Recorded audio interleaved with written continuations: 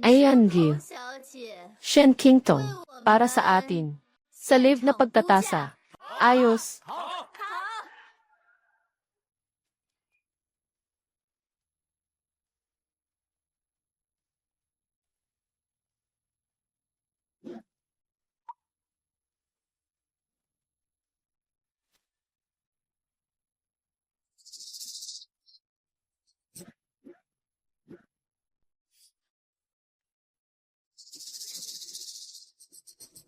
Enamel na may kulay na plaka.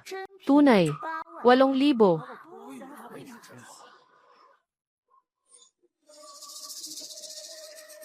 Teko nang saan na iksing.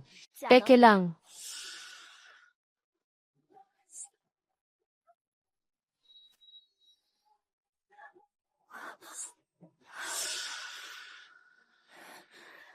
Itong bayag na dugo na dragon at phoenix na pendant. Isang napakamahal na kayamanan. Hindi masukat. Lahat sila ay mga anak ni Shen. Bakit lahat sila ay sayo?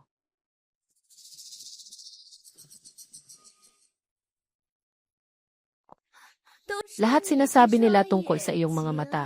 Kahit ang mga pulubi sa kalsada ay pwedeng maging pinakamayaman.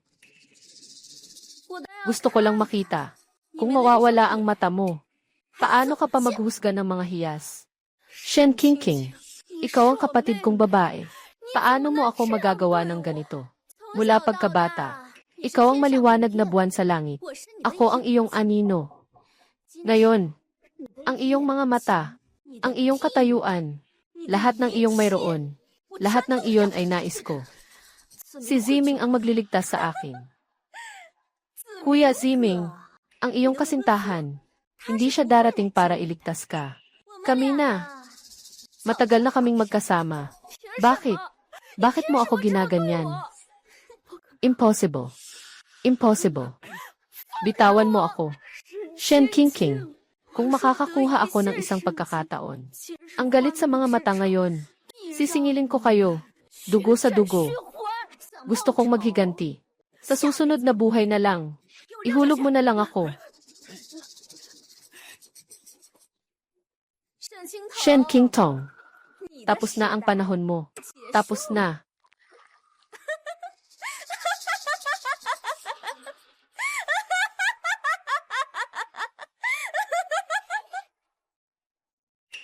Ek, ang awa ko sa'yo, mahal kong ate. Sino? Umaasa na ang kasanayang ito ng alaala ng mga kayamanan ay makakatulong sa iyo sa mga pagsubok. Mabuhay ka ng maayos para sa akin.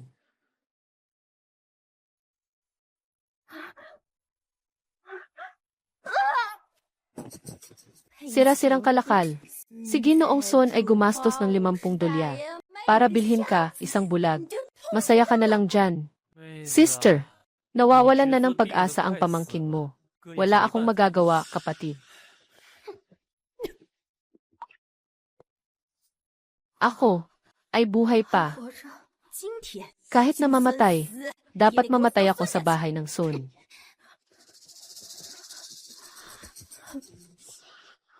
Ginoong Gyu, ang kargamento namin ay talagang di kalidad.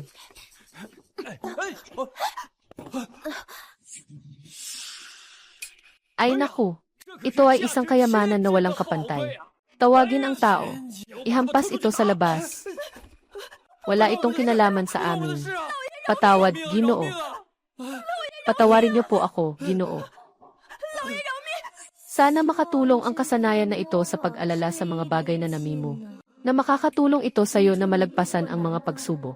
Mabuhay ka ng maayos para sa akin. Ito ang Momo Memory. Hindi lang ito pwedeng mag-verify ng tunay at peke. Kahit sino bang nakahawak na sa antigong ito ay makikita. Ang tapang ni Son Kaisu ay sobra na. Nagpapanggap na totoo. Na may halagang libo-libo. Hindi mo pa nga mabili ang pandesal. Anong sinasabi mo? Naloko ka. Ito ay pek. Binasag mo ang aking alaga. At nagsasalita ka pa ng walang hiya. Tapat mo siya sa bibig niya. Pek. Yung glaze na to. Malinaw na naglagay ng taba ng baboy. Mas nakakatawa pa, yung amoy ng lumang tinta. Malinaw na, nilagyan ng abo ng patay na tao. Bago ang libing na lupa. Ginoong Son, hindi man lang ito may tuturing na peking. Siguro ay panloloko lang sa multo. Nakakatawa, bingong na babae na tagahusga. Minsan lang itong makikita. Gu, yung batang iyon ay isang bulag. Huwag mong pakinggan ang kanyang mga kalokohan. Tumahimik ka. Alam ni Ginoong Gu ang lahat. Nandito ka pa at nagtatanggol. May sakit sa binti si Ginoong Gu. Ito ba ay si Guyansao ng Zhenbao Pavilion? Nakababata niyang kapatid si Gu Ziming. May. Huwag naman sanang maliitin. Ako rin ay nadaya. Yung si Liu San, si Kei Zuj. Sabi niya ito ay isang yaman na bagong nahukay. Ako, pero binili ko ito ng 300 yuan. Chen Zong, tingnan mo. Sa tindahan ni Sondaf, lahat ng mga antike na may pangalang, Gujaya na nakuha, basta't peke, o hindi malinaw ang pinagmulan, ay dapat iproseso ayon sa batas. Ginoong Gu, ikaw ang asawa na binili ng pamilya Sun. Hindi. Si Sun Dafu. Handa kang gumastos para bumili ng isang bulag na asawa. Kapag pinatay ang ilaw, madilim lahat. Bulag ba siya o hindi? Hindi rin naman ito nakakaapekto. Na magkaanak siya para sa akin. Para sa angkan, hindi ba? Kung ganito nga, si Sun Dafu, bibili ka ng inang baboy bilang asawa. Para rin makapagpatuloy ng lahi. Ipatay mo na ang ilaw. Itim din. Itong dalaga. Ako ay may Treasures Pavilion. Kakulangan ng isang matalino at mapanlikhang katulong. Nais mo bang sumama? Basta't mahigpit kong hawakan. Ang kutsilyong ito ni Guyansao. Tiyak na makakapaghiganti. Salamat, Ginoong Gu. Dahil sa iyong hindi pagtalikod. Handa si King Tong na pumunta. Huwag, Ginoong Gu. Hindi tayo pakakawalan ni Ginoong Sun. Ang sakit ng anak mo. Ipinagpalit ko ang buhay ko para dito. Shen King Tong. Inalagaan kita ng 20 taon. Ikaw, putang inang asong ulol. Pagsabihan siyang manahimik. Bitawan mo ako.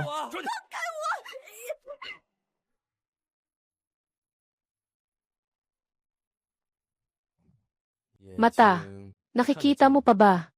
Mayroon pang kaunting malabo. Kunin mo ang Snow Lotus Ointment. Kamay. Ginoong Gu, ako na ang gagawa. Ang mga tao sa Gu, hindi dapat nagtatrabaho na may sugat. Pamilya Shen, isang dalubhasang eksperto sa pagtukoy ng mga antigong bagay. Yung mga mata niya, kaya nitong makilala ang totoo at peke mula noon hanggang ngayon. Kaysa sayo, medyo may pagkakatulad nga. At saka, pareho silang may apelidong Shen. Shen King Tong. Ako ang pinakamagaling na tagasuri ng mga yaman ng pamilya Shen. O mas kilala bilang nakababatang kapatid ni Shen, si Shen King Tong.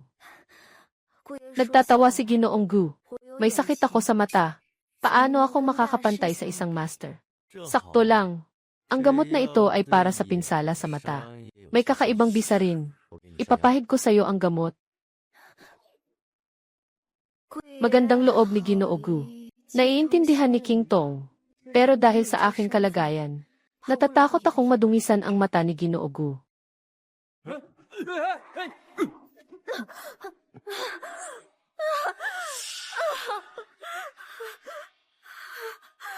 Anong nangyayari sa'yo? Ginoo Gu, may isang bagay na nakatusok sa mata ko. Mga patay, nasa iyo.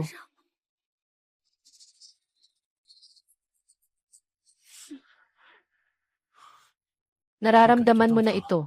Sa pamamagitan lamang ng paghahawak. Ito ay jade. Ito ay mga patay. Nasa bibig mo.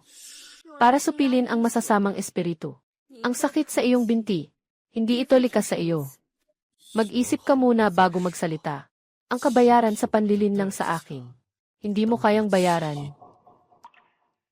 Pakiusap, ipasok ni Chen ang jade na. Sa kalahating pulgada sa ibabaw ng kandila. Ito ang sumpa ng mga marka. Ito ay galit ng isang buntis na namatay sa hirap ng panganganak, na nagmula sa kanyang pagpanaw. Ano pa ang meron? Sabihin mo lahat.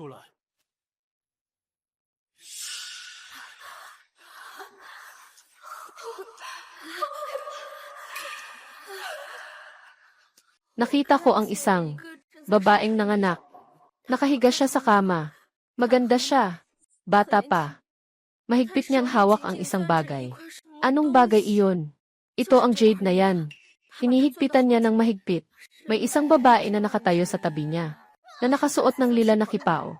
Sabi niya sa kanya, "Ek, magpakatatag ka na. Nandyan pa ang iyong anak at ang pamilya. Iwanan mo sa akin." Paano mo nalaman ang mga ito? Sino ang nagsabi sa iyo? Sino ka ba talaga? Ito ang Jade na nagsabi sa akin. Kung hindi ka pa magsasabi ng totoo, kung gusto kong lokohin ka, dapat akong gumawa ng perpektong kwento. Hindi ito mga bagay na magdadala ng panganib sa buhay. Pakiusap, huwag magalit. Ayon sa alamat, tunay na may alaala ng kayamanan. Kung talagang may ganitong kakayahan si Gen Shen, mabuti na siyang manatili sa tabi. Siyempre ay magiging malaking tulong. Chen Zong, ihatid siya pa uwi.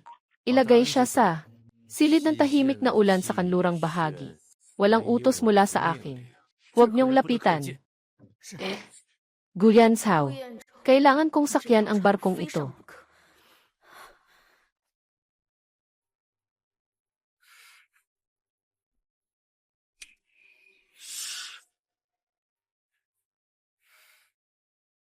Inay,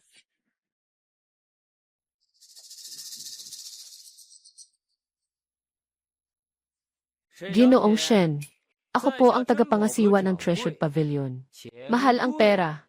Anong nangyari? Kamakailan lang, may isang batch ng mga antigong bagay na dumating sa Treasure Pavilion.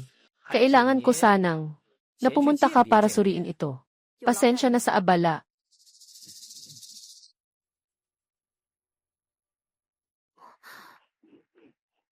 Nakaayos na ang mga bagay na ito sa mga kahon. Kailangan matapos sa loob ng isang araw. Huwag, huwag, huwag, magkamali. Isang araw. Paano? Hindi magagawa.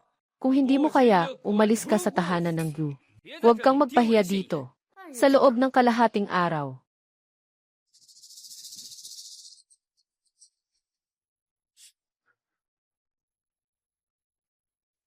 Ang kanyang paraan ng pagsusuri ng mga yaman. Bakit parang katulad ng babae mula sa pamilya Shen? Huang Jinrong, kung may problema ka, sa akin ka lumapit. Ito ay mga bagay ni Ginoong Gu. Ayos ka, bulag ka, na naglakas loob na banggitin si Ginoong Gu, para ipitin ako. Kapag pinalayas ka sa tahanan ng Gu, tingnan mo kung paano kita papatayin. Dumating na ang oras. Mangyaring suriin, Ginoo.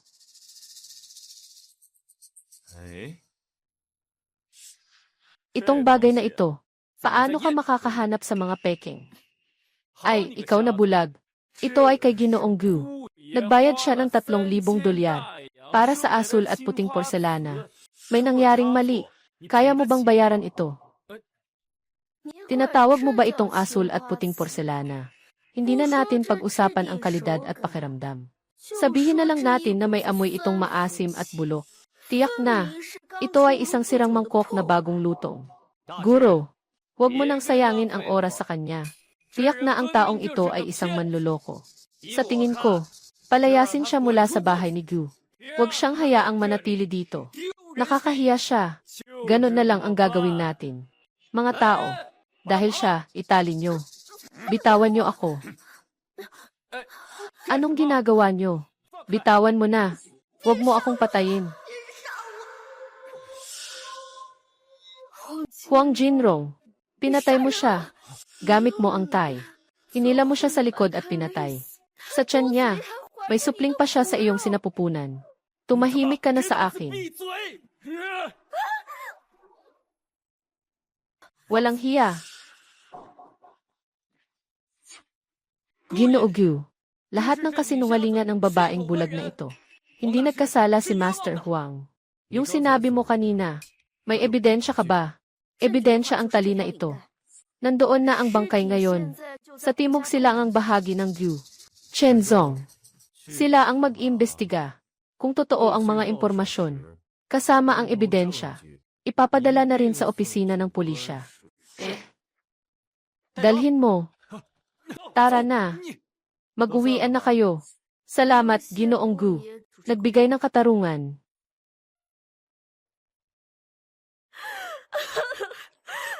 Ang sakit. Parang may karayom na tumutusok. Mukhang may kakayahan ang pag-alala sa kayamanan na ito. Bagamat malakas, ngunit huwag itong gamitin ng labis.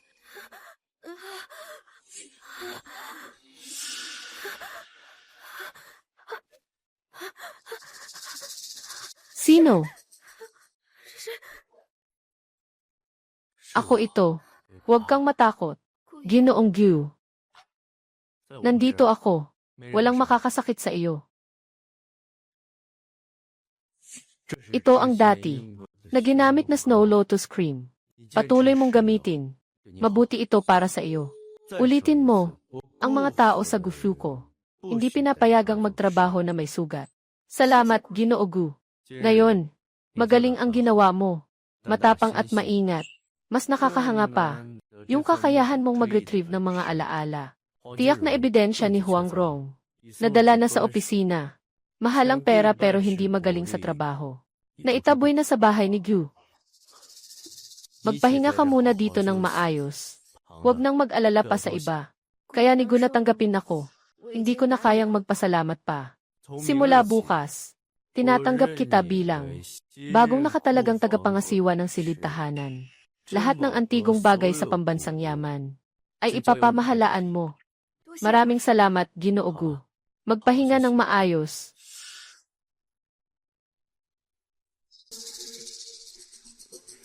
Guyanshaw, bigla kang naging mabait sa akin. Gusto mo akong samantalahin. Nagtatesting pa rin ng anuman. Ikalawang Ginoo, maliit na. Lahat ng kasalanan ng bagong bulag na babae. Bulag na babae, panlasa ng nakatatandang kapatid. Kailan naging ganito kakakaiba? Hindi. Grabe talaga yung babae na yun. Ang pangalan niya ay Shen Qingtong. Kahanga-hanga ang paraan niya sa pagsusuri ng mga antigong bagay. Yung mga kalokohan ni Huang Jinrong, na hinawakan niya ang kanyang korona. Biglang sumabog ang mga ito. Direktang ginawa ng malaking anak, na isinumite si Huang Jinrong sa opisina. Kahit na ako'y maliit, pinatalsik pa niya ako. Ikalawang binata, kailangan mong ipaglaban ang akin. Anong pangalan daw niya? Sabi niya, Shen. Shen Qingtong.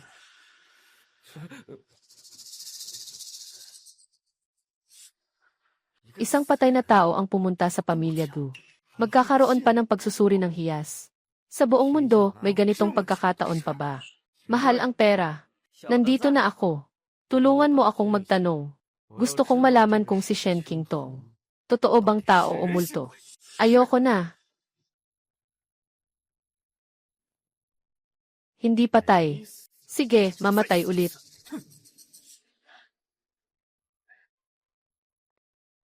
Ano bang dapat ikatakot? Kahit na siya'y buhay pa. Wala ng mga mata. Isa na lang siyang inutil.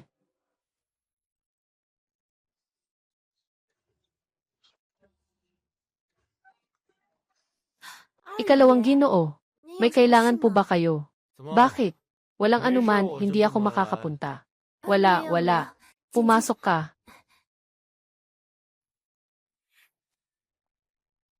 Narinig ko na may itinagong kakaibang tao ang kuya. Hindi ka naman iyon, di ba? Gu Ziming, talagang dumating ka. Ikalawang Ginoo, noong mga nakaraang araw, ipinakita mo ang iyong galing. Kahit si Golden Rong na matagal nang naglalaban, ay natalo sa iyo. Gusto kong tanungin si Miss Shen. Saan mo natutunan ang kakayahan mong maghanap ng mga bagay at magbalik tanaw sa nakaraan? Si Qingtong ay isang probinsyang dalaga lamang. Noong bata pa siya, natutunan niya ang ilang lihim na mahika. Hindi maihahambing sa mga guro sa mansyon. Parehong pangalan, isang langit, isang lupa. Talagang sayang ang pagpunta. Nasayang ang oras ko. Huwag kang matakot. Nandito ako ngayon para maghatid ng paanyaya. Sa ilang araw ay magkakaroon ng isang auction dinner. Ibigay mo ito sa kuya mo. Siguraduhin niyang darating siya. Ay, at si Miss Shen. May sasabihin sana ako sa'yo. Huwag makialam masyado. Malalim ang tubig sa Goose Estate. Kahit ang mga pinakamahusay na eksperto sa pag-aaring antigong bagay. Lahat ay nalubog. Hindi ito para sa iyo, maliit na bulag. Na makikilahok. Naiintindihan mo ba? Salamat sa paalala, ikalawang Ginoo. King Tong Mingzi. Umalis na. Guzaiming at Shen Qingqing. Malapit nang matapos ang mga magagandang araw nyo. Dumating na si Zaiming. Kumusta? Ano ba talaga ang pinagmulan nitong bulag na ito? Pareho ang pangalan at apelyido. Isang probinsya ng walang karapat dapat na makitang tao lang. Pero sa puso ko, hindi pa rin ako mapakali. Isang pipi. Anong alon ang magagawa niya? Sobrang duwag ka lang talaga. Kapatid na Ziming, hindi pa rin siya kampante. Baka susubukan ko pa siyang tanungin ulit. Anong sa tingin mo ang gagawin? Ang tanging pagkakamali ni ate, dahil sa pagbawi ng lumang jade na ito. Gusto kong makita kung ano ang kayang gawin ng bulag na si Shen Qingtong. Sa pagtama niya sa mga lihim, kung may kakayahan siya, ipapahinto niya siya magsalita magpakailan paman. Kung wala siyang kakayahan, ay isang tagapag-imbestiga lang siya ng mga hiyas. Hanggang dito na lang. Talagang maingat ang isip mo. Ngayon ay tawagin natin ang ating bagong pangunahin na eksperto sa mga antigong bagay, Ginoong Shen Qingqing, upang ipakita sa lahat ang pangunahing item sa auction. Mangyaring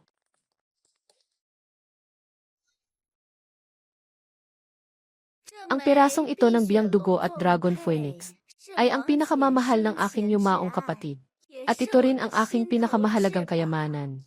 Ngayon, sa kabila ng sakit, kailangan kong bitawan ito. Nais kong makahanap ng karapat-dapat na tao para dito. Narinig ko na si Qianli, Shen ng Treasure Pavilion, ay may kakayahang makaramdam ng mga kayamanan. Mas mabuti nang gawin ito bago magsimula ang auction. Imbita natin siya sa stage para ipakita sa atin kung paano. CJ. Baliw na tagahula. Nagpapanggap na may kapangyarihan. Kung ayaw niya, pwede siyang tumanggi. Handa si Ginoong Gu na subukan ito.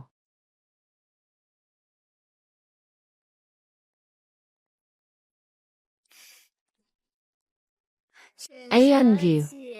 Shen, sige na.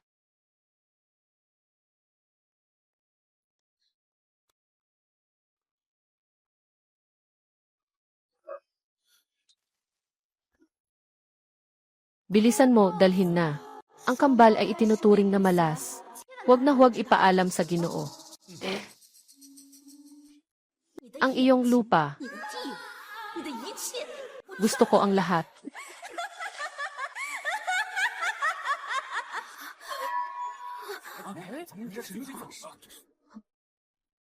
Mula pagkabata, ikaw ang maliwanag na buwan sa langit, at ako ang anino sa lupa. Sawa na ako ngayon. Gusto ko ang lahat sa iyo. Ang iyong katayuan, at ang iyong mga mata. Shen Qingtong, mukhang wala kang mata. Paano ka pa makakapagsuri ng mga kayamanan? Pinatay ni Shen Qingqing ang kanyang kapatid na babae. Tumahimik ka. Shen Qingqing, isang palabas lang ito. Bakit ka kinakabahan? Anong palabas ito? Sinasiraan niya siya. Si Ji Zaiming. Ano kung siya ang iyong kasintahan? Hindi siya darating para iligtas ka. Matagal na kaming magkasama. Anong nangyayari? Mga walang silbi. Bakit ka pa nakatunganga? Magsimula ka na. Tingnan natin kung sino ang may lakas ng loob na kumilos. Simula ngayon. Ako si Shen Qingqing, ang pinakamagaling na appraiser ng mga kayamanan. At ang iyong panahon ay natapos na. Kung muling magbabalat kayo ka, pupunitin ko ang iyong bibig. Ang paghihiganti ni Shen Qingqing sa araw na ito. Kung magkakaroon ako ng kahit isang pagkakataon, tiyak na, babayaran mo ang iyong dugo sa pamamagitan ng dugo. Impossible. Matagal na siyang patay.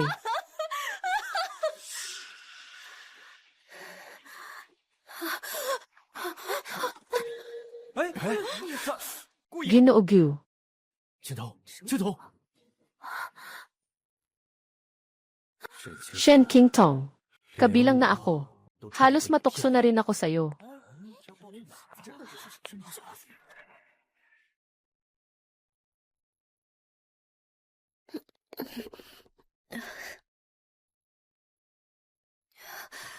Huwag kang gagalaw. Ginoo Gu. Anong nangyayari sa akin, Ginoo Gu? Naduling ka. Patuloy pa rin ang pag-agos ng dugo sa mata mo. Kakagaling lang sa gamot. King Tong.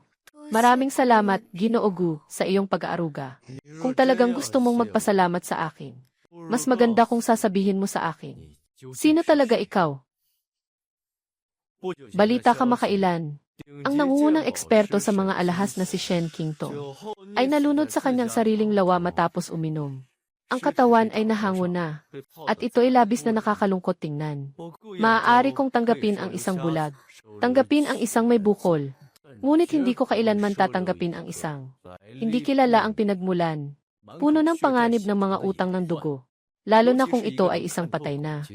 Nakakakita ng nakaraan at kasalukuyan.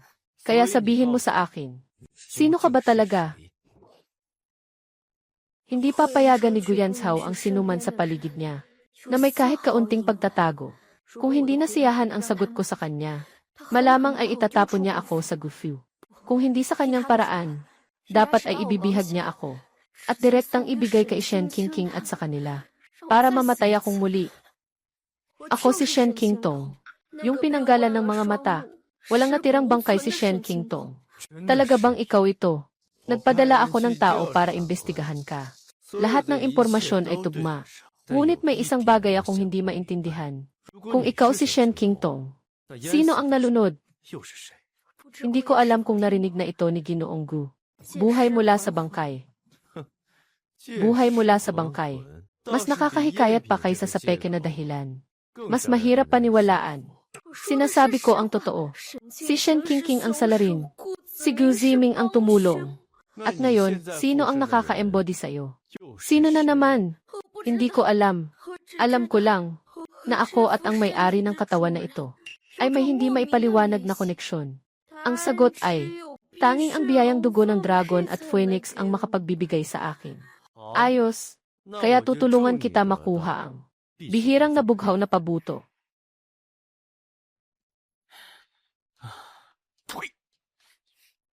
Ito ay isang napakamahal na yaman. Binilhan lang ako ng 50 yuan. Akala mo ba ay isang pulubi lang ako? Kuya, gagamitin ko ito. Para mapalitan ang nasa iyo, paano?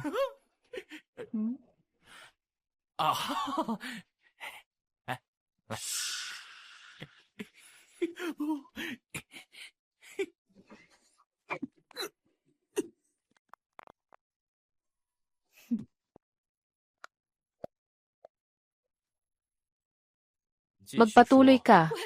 Bumalik, Ginoo. Ang batang ito ay talagang hindi tunay na anak. Nang matagpuan namin siya sa tabi ng ilog, may suot siyang isang jade na palamuti at isang liham. Ano ang nakasulat sa liham? Nakasulat doon na ang pangalan ng batang ito ay Shen King Tong. Sinabi pa na dapat tayong mag-alaga ng mabuti. Sabi ay kambal ng mayayamang pamilya. Balang araw ay patutunayan ito ng jade pendant. Babayaran ng malaking halaga para makuha ang tao. Ginoong Gu. Sisi ng babaeng ito. Nagmamadali sa pera. Dahil sa 10 dolyar. Ibalik mo ang jade pendant. Talagang wala akong kinalaman dito. Ginoong Gu. Bodong. Kaya kayo, ay para sa 10 dolyar, ay pinutol ang kanyang daan pa uwi. Ginoong Gu. Noong huli mong pilitin si Ginang Shen, nagbalik ang lumang sugat. Hinding-hindi na dapat siyang magalit muli. Hinding-hindi talaga. Pakiusap, patawarin mo ako, Ginoo. Pakiusap, patawarin mo ako, Ginoo. Nalaman ko, siya ang babaeng nakasuot ng pulang damit noong gabing iyon. Kambal ko pala ang aking kapatid na babae.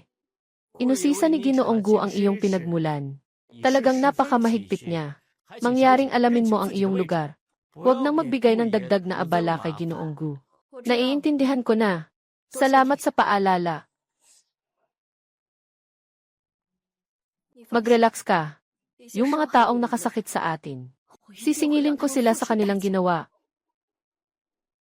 Zai Mingji, hindi mo alam kung ano ang sinasabi nila tungkol sa akin. Sinasabi nilang ako ang pumatay sa kapatid at kumuha ng trono. At yung mga tabloid pa. Sinasabi nilang ako'y may pusong ahas at kalaswaan. Ngayon alam na kung ano ang takot. Sino ba ang nagpilit na subukan gamit ang jade pendant noon? Ikalawang Ginoo, may kilala akong ilang pangunahing patnugot ng mga pahayagan. Maaari tayong magpalabas ng chismis. Sabihin na si Shen Qingtong ay isang engkanto mula sa Miaojiang. Isang engkanto na sinasabi. Sino ang maniniwala? Sige, ganyan ang gagawin natin. Hindi sapat ang salita lang. Kailangan munang kumilos. Maghanap ng ilang mga taong handang mamatay para sa pera. Yung mabilis kumilos. Gusto kong mawala sila at yung tumor na iyon. Nang tuluyan. Sige, ikalawang lolo. Sisiguraduhin kong magagawa. King agad mong gamitin. Bilang isang nangungunang eksperto sa pagtukoy ng halaga ng mga antigong bagay. Sa loob ng 3 araw, sa Jubaolu, magkakaroon tayo ng isang pribadong pagtitipon para sa pagsusuri ng mga antigong bagay. Kunin mo ang mga magagandang bagay na naipon ni Shen Qingtong noon. Lahat-lahat. Sabihin mo na si Guyan Zhao ay nag-alaga sa demonyang babae. Hindi malinis ang mga bagay mula sa Treasure Pavilion. Kung hindi niyo pa rin bibilhin ang mga bagay namin, maaaring doblehin ang presyo. Pagsugpo sa demonyang babae, maaari pa tayong kumita ng malaki. Gusto ko ito. Mas gusto ko pa. Hindi maganda ang sitwasyon. Nasa Jubauj si Gu Ershao. Nag-a-auction ng mga lumang koleksyon ni Master Shen. At nagkalat ng mga chismis. Sinasabi na ang mga produkto natin ay may masamang impluensya. O, ilang kuha ang ginawa niya. 3, kabuang 12,000 pilak. Ang mga ibinenta niya ay mga peking na aking naayos. Kung nais mong sirain ang chismis, ngayon ang tamang pagkakataon. Si Ginoong Li ng samahan ng mga negosyante ay labis na umiiwas sa mga peking ibinenta sa mataas na presyo. Naghahanda si Chen Zong ng sasakyan. Sabay na imbitahan si Pangulong Li. Pumunta tayo sa Jubauj. Pagsusuri ng mga kayamanan. Malapit ng auction. Ang ika-4 na item, bote ng Berding Jade na Dragon. Nagsisimulang presyo ay 5,000. Sa mga interesado, mangyaring itaas ang inyong kamay.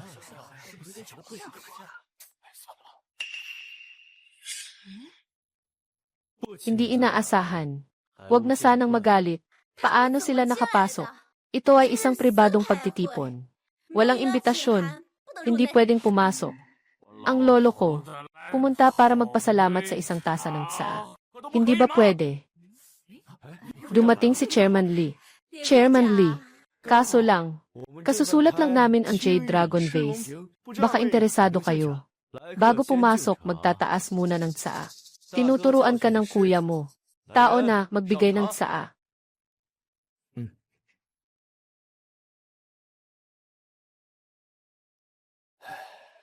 Sabi nila, mayroon. Napakagandang bagay na ipapakita sa akin. Ito nga ang bagay sa entablado. Huwag magmadali, magandang palabas ay magsisimula na. Alainan.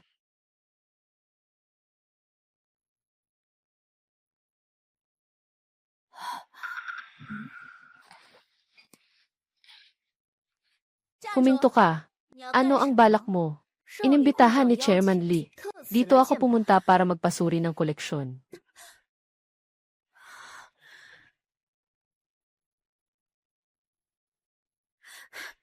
Anong gagawin mo? Nasira mo ang mga piraso. Anong ipapambayad mo? Ako ang magbabayad para sa kanya. Ako ang magbabayad para sa kanya.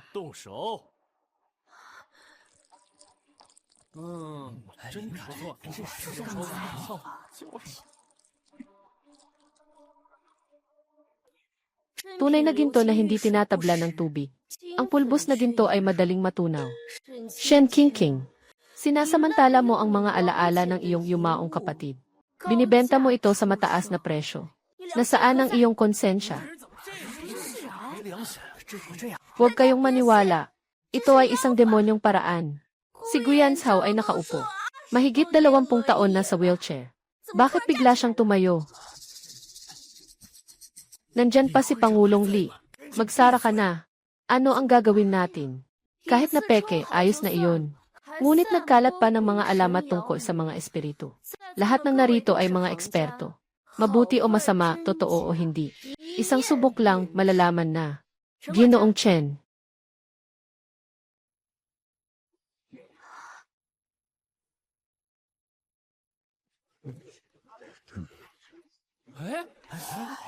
Ano nang gagawin natin? Ano nang gagawin natin? Totoo ngang naayos na ito. Shen King, ang laki ng loob mo. Bayaran mo, bayaran mo. Chairman Lee, magpahinga muna. Sigurado may hindi pagkakaunawaan dito. May mga saksi at ebidensya. Saan nagkaroon ng hindi pagkakaunawaan? Dalhin niyo dito. Agad na isil ang lahat ng mga kalakal. Bilang isang top expert sa pagsusuri. Ninakaw ang tindahan. Agad na ilista sa listahan ng mga hindi mapagkakatiwalaan.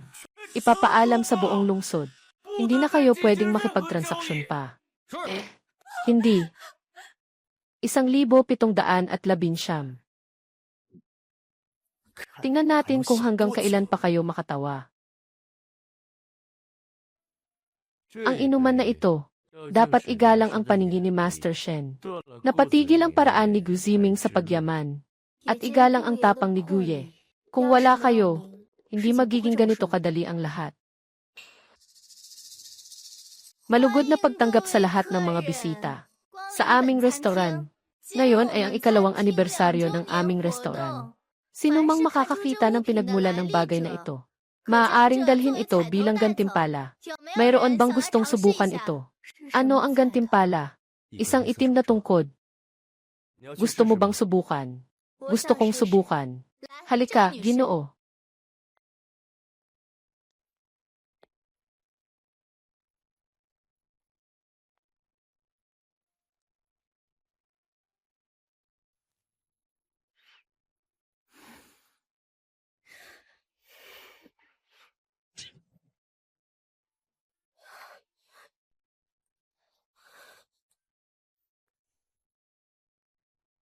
Ang tungkod na ito ay ginawa noong ika-16 na taon ng reign ni Guangxu.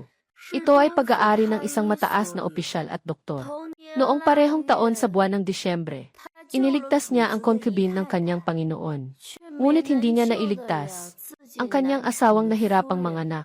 Sa ilalim ng kalungkutan, sinira niya ang tungkod na ito. Kaya ngayon ang tungkod na ito ay napalitan na ng itim na pintura. Sobrang tama ang sinabi mo. Kaya itong tungkod ay bilang palamuti ibibigay ko sa iyo. CJ.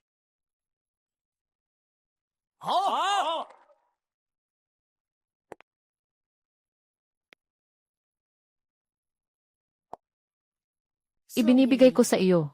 Hindi ako gumagamit ng tungkod. Ang tungkod na ito ay sumasagisag sa suporta.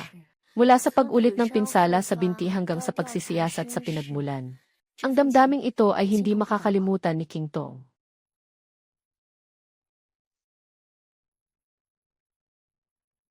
Ang mga salitang ito ay may kaunting katotohanan. Hindi ko masabi na ito ay lubos. Ngunit tiyak na may 5 bahagi. Kinuha mo ang 5 bahagi ng pera. Kailangan mo akong palitan ng 10 halaga. Talaga namang matapang ka magsalita. Hindi na makakasakay ang aking bangka.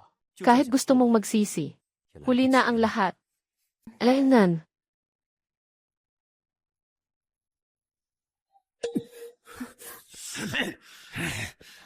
Anong nangyari?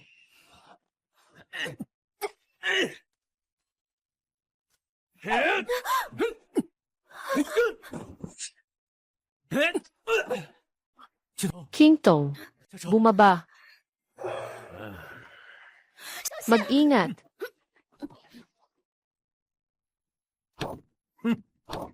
Mag-ingat. King Tong. Kamusta ka? King Tong. Tao na. King Tong. Shenzong. Protektahan si Ginoong Gu. Ginoong Gu, ayos ka lang ba? Ayos lang ako, nasugatan si King Tong. Agad, tawagin ang doktor. CJ.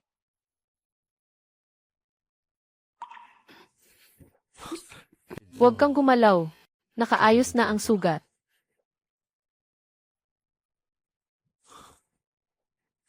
Ginoo Gyu, wala akong anuman.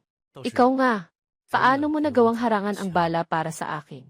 Wala ka bang takot sa buhay mo? Nagsisisi na rin ako. Gawin natin ulit. Wala nang susunod pa. Makinig ka sa akin. Dumating na ang banal na manggagamot. Talaga. Pero bago iyon, kailangan mong gumawa ng desisyon. Anong desisyon? Kaya niyang pagalingin ang iyong mata. Maging karaniwang tao ay hindi madali. Ngunit mawawala ng tuluyan ang kakayahang makilala ng mga kayamanan. Hindi ito madaliin. Mayroon kang 3 araw upang mag-isip. Hindi na kailangan. King Tong, isipin mo ng mabuti. Ayokong mamatay at hindi ako natatakot sa kamatayan. Natatakot lang ako na mawawalan ako ng kakayahang makilala ang mga bagay. Talagang magiging isang bulag. Pero okay lang iyon. Simula ngayon, ako na ang iyong mga mata.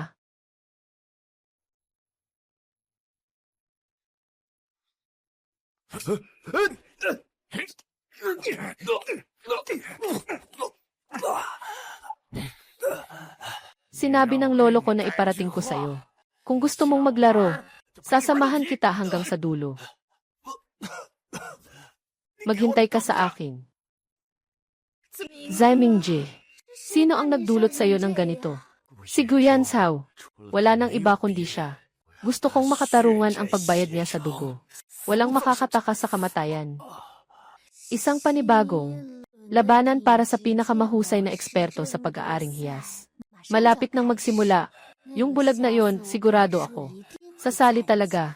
Sa oras na iyon, gagamitin ko ang kapangyarihan ng gintong mata upang ipahiya si Xu. Hayaan siyang tuluyang mabigo sa aking mga kamay. Ayos ka, Guyan Sao.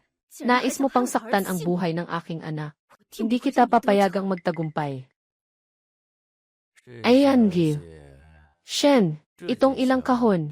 Ito ay mga lumang bagay ng aking ina. Maaaring may mga pahiwatig tungkol kay Yuhan.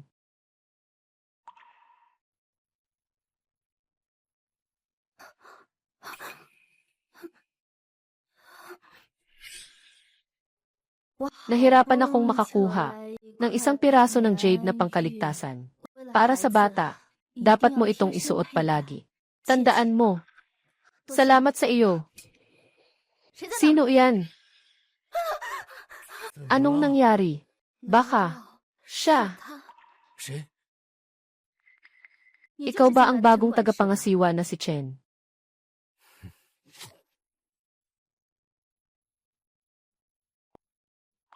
Narinig kong hindi maganda ang iyong paningin. Nasaktan ka dati. Nakakaawa talaga. Yan Sao ah. Ang ganda ng dalagang ito. Paano mo siya mapapagawa ng mabibigat na trabaho? Si King Tong ay maingat. Hayaan siyang ayusin ang mga lumang gamit ng ina. Nakaasa ako. Mabilis umalis ang kapatid na babae. Iwanan ang mga lumang bagay na ito. Dapat mo nang ayusin. Pero, may mga bagay, kapag tapos na, tapos na. Bakit pa kailangang buksan ulit para lang magdulot ng sama ng loob? Sang-ayon ka ba? Si King Tong ay sumusunod lang sa utos. Yan Sao ah. Kakatapos ko lang makakuha ng magandang ginseng mula sa lumang bundok. Babalik ko ito at ipapakuha. Para sa iyo, upang makabawi ka. Hindi na kailangang mag-abala. Anak ng pamilya, huwag nang magpakitang gilas. Sige, magpatuloy na kayo sa ginagawa ninyo. Hindi na kita istorbohin. Shenzong, isara ang pinto.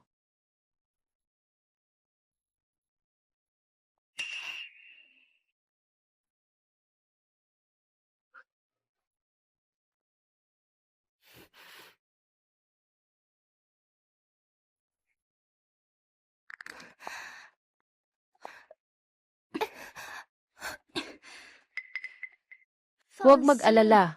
Kapag umalis ka na, ibibigay ko ang batong ito sa iyong anak. Sabihin mo sa kanya, ito ay mula sa iyong ina. Naiwang mga alaala para sa iyo. Siya ay isang mapagmahal na anak. Tiyak na dadalhin niya ito. Na itim na jade na nahawakan ng patay. Nang maayos sa kanyang katawan. Maaari ka nang magpahinga ng payapa.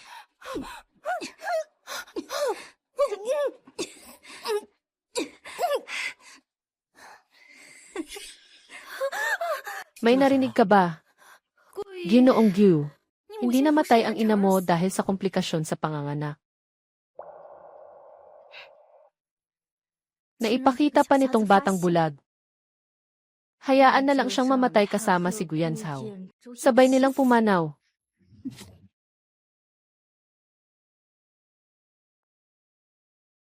Dalawampung taon na.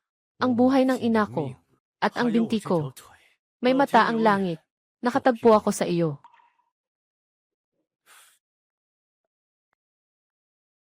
Ginoong Gyu, sinabi ng Ginoo na umuwi ka na para kumain. Ang iyong binti, makakatayo ka na. Matagal nang gumaling ang binti na ito. Gusto nilang kumanta. Kaya't samahan mo silang kumanta hanggang sa dulo. Nakakatayo na si Yanzhou. Talagang magandang balita ito. Ayos na ang binti ni Itay. Naiintindihan ko. Kumain na tayo.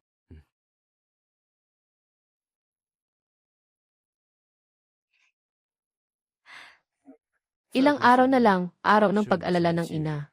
Gusto kong gumawa ng ilang papel na tao para sa kanya. Isang lalaki at isang babae. Mas mainam na.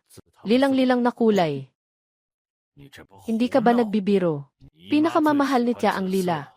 Hindi ba't nakasasakit ito ng damdamin? Huwag magalit, Ginoo. Nangangarap ang bata na makasama ang ina. May dahilan ang kanyang pagnanais. Nanay, di ba sinabi mo na bago pumanaw si nanay? Ang takot niya ay si kuya na maging isang batang walang magulang na ligaw. Guyan Zhao. Totoo ngang walang magulang na nagturo sa kanya. Isang ligaw na anak. Bukas. Ginoo, tingnan niyo siya. Isang magandang pagkain. Bilang nakatatandang kapatid, dapat maging halimbawa. Nawala na ang dangal ng pamilya dahil sa iyo. Umalis ka. Walang utos ko. Huwag kang bumalik. Ngayon, wala na akong paraan para makaalis. Ako na ang bahala maghiganti sa iyong ina. Kapatid na si Ming, sabi mo kaya ko bang manalo? Mag-alala ka lang. Nakaayos na lahat. Sa unang round, susuriin muna ang ginto na incense burner. Gamit ang gasolina para pekin ang usok. Lagyan ng pulbos na pulang mineral ang ibabaw. Sasabihin na lang, gumamit si Shen Qingtong ng mahika upang marumihan ang antigong bagay. At doon ay mapapatunayan ang kanyang pagkababae ng demonyo. Hindi ba masyadong halata ang ganitong paraan? Ito na ang pinakamabilis na paraan. Sa harap ng lahat, hindi rin makapangahas si Guyanzhou na hayagang protektahan. Sa oras na iyon, sa mga maliit na tricks nyo, gusto niyong patumbahin ang isang master sa pagsusuri ng mga kayamanan. Yung bulag ay master. 10 gintong mata, hindi kayang talunin ang isang dugong mata. Mas mahusay sa kakayahan. Hindi ka makakapantay sa bulag na iyon. Kapag bumabato ng ahas, dapat sa 7 pulgada. Ganyan kayo. Hintayin niyo lang. Ngayon ang rurok ng laban. Mula sa pinakamagaling na tagasuri ng mga kayamanan. Si Qiangi, Shen Qingqing, laban sa bagong bituin ng Gufiu, si Qiangi. Shen Qingtong, ang nagwagi ay makakatanggap ng nangungunang tagapagtasa. Ngayon, opisyal lang magsisimula ang paligsahan.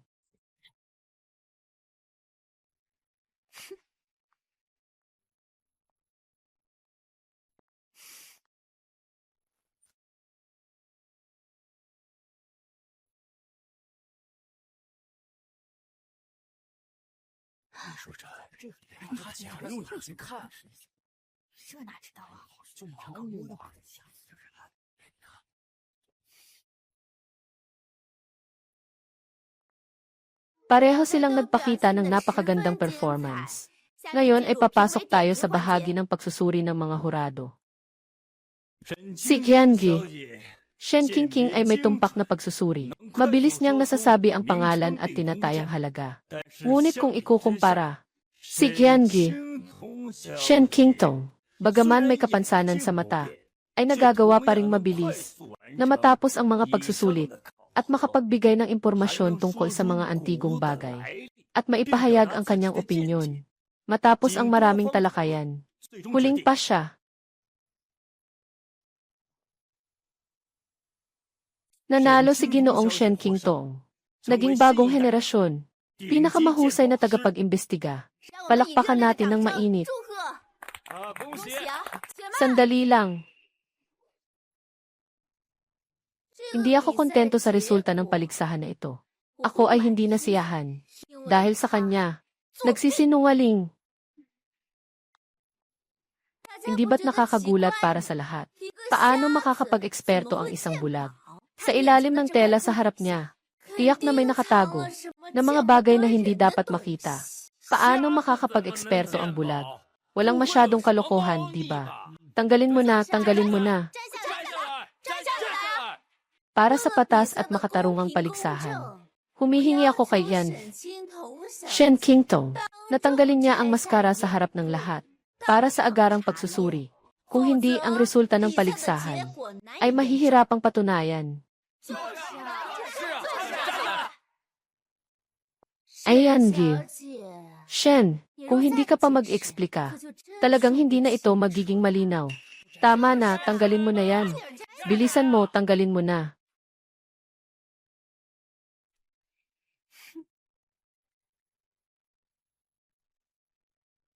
Babae ng masama. Nakita niyo na, di ba? Siya ang babae ng masama. Magsimula na tayong manahimik. Siya ang diwata. Magsimula na kayong manahimik muna. Ako ba ay isang diwata? Siyempre, may tutulong sa akin na ipaliwanag. Ginoong Chen, dalhin niyo na ang mga bagay.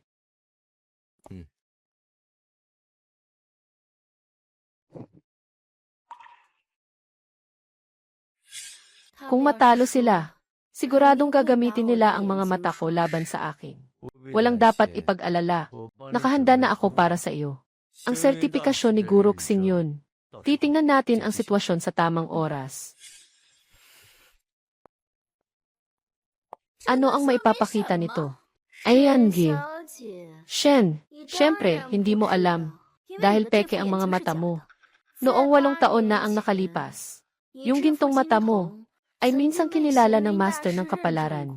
Kung gusto mong sabihin na ako ay isang engkanto, at gamit ang gintong mata, dapat mo ring isama sa kabilang sa mga engkanto.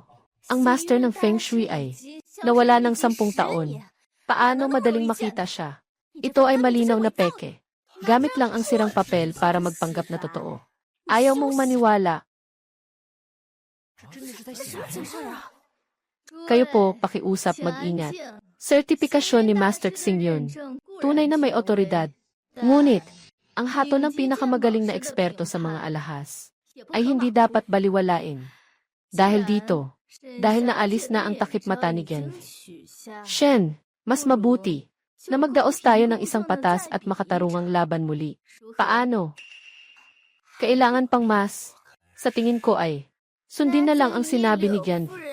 Liu, magsagawa tayo ng isa pang laban. Pakiusap sa likod.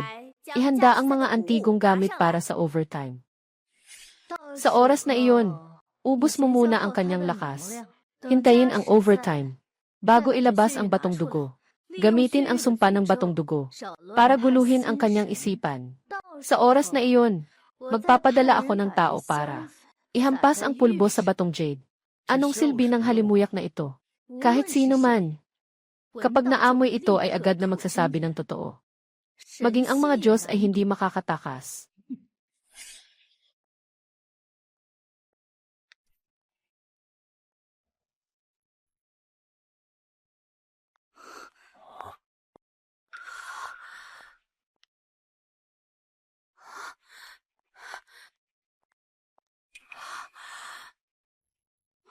Anong nangyari sa ina? Siguradong si Guyanzhou ang may kagagawa nito. Mula pagkabata, ikaw ang maliwanag na buwan sa langit. Ako ang iyong anino. Ang iyong mga mata, ang iyong posisyon. Lahat ng meron ka, gusto ko. Shen Qingtong, Nakikita ko na nawala na ang mga mata mo. Paano mo mapahalagahan ang mga kayamanan? Nanay, pigilan mo na siya.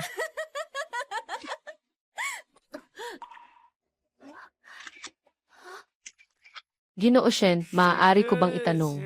Talagang pinatay mo ang ate para agawin ang hiyas. Hindi ako. Pwede bang tanungin talagang inukit mo ba ang mata ng kapatid mo? Kaya ang ginawa mo kanina ay maituturing na pagsuko, di ba? Hindi ako. Wala akong ginawa. Umalis ka. Shen Qingqing, kinasuhan ka ng pagpatay sa sariling kapatid. Agad kang bumalik para sa investigasyon. Hindi ako, wala akong ginawa. Wala akong ginawa, wala akong ginawa, wala akong ginawa. Wala akong ginawa, wala akong ginawa, wala akong ginawa.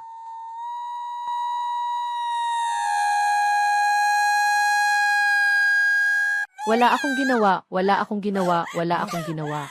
Zai Mingji, tulungan mo ako, tulungan mo ako. Ikaw, masamang babae. Ang pumatay ay dapat managot, ito ay tama at makatarungan. Hindi kita matutulungan. Napakauwang ng puso mo. Talagang wala kang kwenta. Nabaliw ka na. Gu Zaiming, buntis ako ng anak mo. Hindi mo ako ililigtas. Sasama ko siya sa kamatayan. Dalhin mo ako palayo.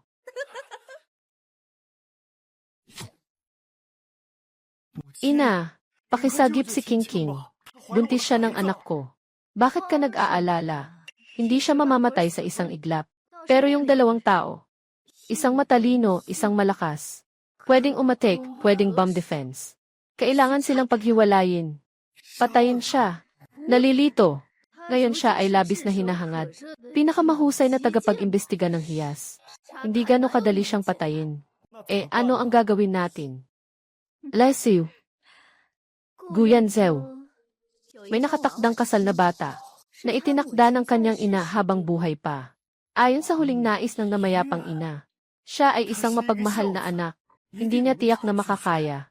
Kahit na si Guyan Zhou ay hindi gaano, ay siya pa rin ang pangunahing anak ng Gu family. Si Shen Qingtong, isang babaeng walang kilalang pinagmulan.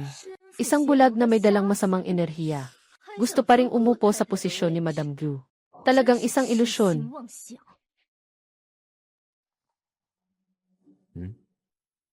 Ngayon, salamat. Hindi ba't napagkasunduan natin? Ako ang iyong mga mata. Ikaw ang aking tungkod. Sa pagitan natin, hindi na kailangan ang mga formalidad. Malinaw na mga mata. Kung sakaling lahat ay maayos na, nais mo bang manatili sa aking tabi? Sinasabi ko, hindi basta-basta na tagapamahala. Kundi hindi, Ginoo Gu. Nakatigil ang sasakyan ng matanda sa ibaba ng building. Sinasabing dadalhin kanya pabalik para pag-usapan ang isang mahalagang bagay. Anong bagay? Parang ganito, bago pa man ang iyong ina, nakatakdang kasal na. Ngayon, may tao na dumating doon. Sabi ay gusto nilang makipagkita. Huwag magpaligoy-ligoy. Sagot sa akin. Kung hindi, hayaan mo siyang maghintay. Ayaw ko. Qingtong, maghintay ka dito sa akin. Aalis ako dyan para ayusin iyon. Babalik ako para hanapin ka. Nagsalita na ako ng lahat ng kailangang sabihin. Huwag nang pilitin si Ginoo Gu. Qingtong, sundin mo ang sinasabi ko. Chen Zong, ibalik mo si Miss Shen.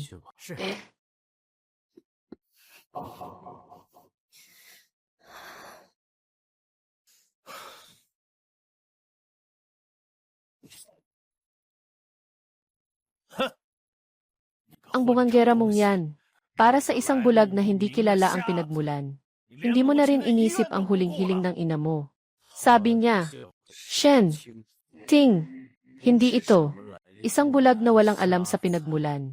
Tungkol sa hiling ng ina, mas magandang tanungin si Tia Liu. Ang sinabi ng ina bago siya pumanaw, ay pakasalan ko ang anak ng pamilyang Su. O baka naman, kahit mamatay na, hindi kayo palalampasin. Sumpa, anong sinasabi mo? Itong kasal, kailangan mong ikasal. Kahit ayaw mo, kailangan mong ikasal. Itong kasal. Ikaw na lang ang magpakasal. Buwisit. Ulitin mo nga.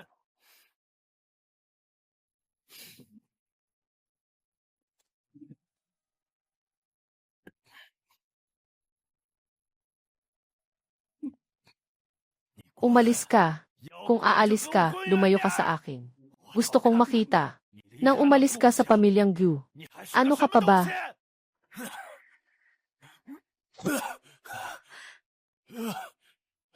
Si Yan Zhao, ang batang ito. Mukhang nahulog sa pang-akit ng asong lobo. Ano? Sinasabi ng lahat sa labas na nahulog si Gudasha sa pang-akit ng demonyo. Anong kalokohan yan? Walang ganitong mga mahika sa mundo. Ginoo. Si Yan Zhao ay nakaupo sa wheelchair sa loob ng 20 taon. Ngayon ay tumayo na siya. At saka, isa siyang masunuring anak. Noong nakaraan tungkol sa kanyang ina. Hindi nag-atubiling makipag-away sa inyo. Pero ngayon, ay hindi na nakikinig sa kahit anong huling hiling. May punto ka. Sinasabi mo na isang babae ang humahabol kay Yan Zhao para sa kayamanan ng pamilya o para sa pamilya mismo. Para maputol ang linya ng anak at apo.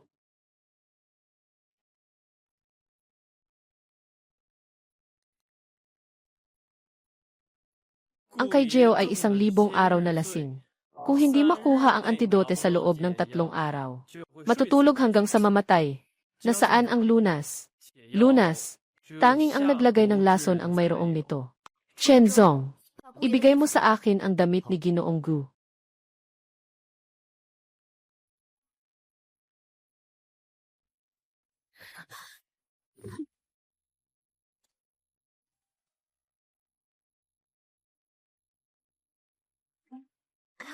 Ayan, Gu. Shen. Si Li Rumi. Nasa kanya ang lunas. Hahanapin ko siya. Sandali lang. Wala kang ebidensya ngayon. Pag pumunta ka, mas lalong mapapahamak ka. Pero, sa utos ng amo, huliin si Yao Di Shen Qingtong at dalhin sa palasyo para tanungin. Walang hiya. Chenzong. Dahil gusto ni Ginoong Gu na makipagkita sa akin. Sasama na lang ako sa kanila. Mabuti na lang at may isip ka. Dalhin siya. Dalhin siya.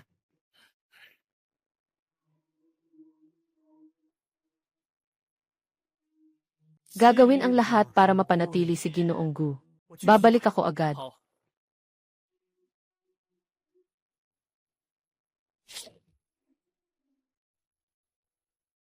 Ginoo, inihatid na siya. Bakit ninyo ginamit ang mahika para saktan ang anak ko? Si Ginoo Gu ay may sintomas ng poisoning. Kung hindi kayo naniniwala, maaaring magpadala kayo ng tao para mag-imbestiga. Ikaw, Diwata, puro kasinungalingan ang sinasabi mo. Bigyan mo siya ng 30 palo. Buksan mo ang kanyang bibig. Ako ang pinakamagaling na tagasuri ng kayamanan. Kahit na may pagdududa ka sa akin, hindi mo dapat ako parusahan ng walang pahintulot. Ginoo, si Qiangi, Shen ay may espesyal na katayuan. Biglaang napaghawak. Baka makasama ito sa pamilya Gu. Mas mabuting ipabantay muna siya. Hanggang sa mapatunayan ang katotohanan. Doon na lang magpasya.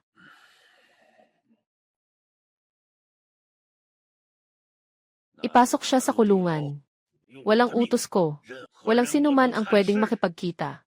Si Lolo.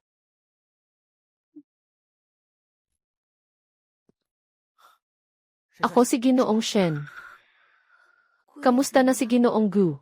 Sa kabilang banda ni Ginoong Gu, hindi pa rin siya nagigising. Mayroon ka bang anumang susing impormasyon dito? Sa ngayon, wala pa.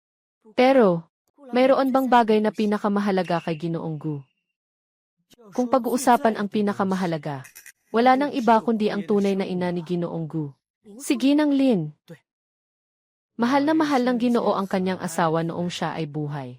Ngunit sa kanyang palagay, ang kapanganakan ng binata, ang nagdulot ng kamatayan ng kanyang asawa. Chenzong, tulungan mo akong gawin ang isang bagay.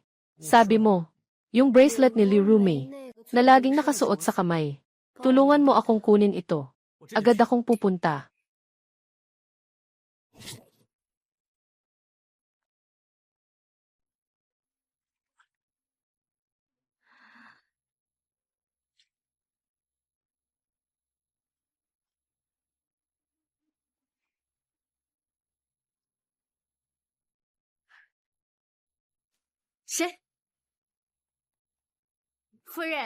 Ginoo, pakiusap po. Lumapit ka dito. Sige, naiintindihan ko na.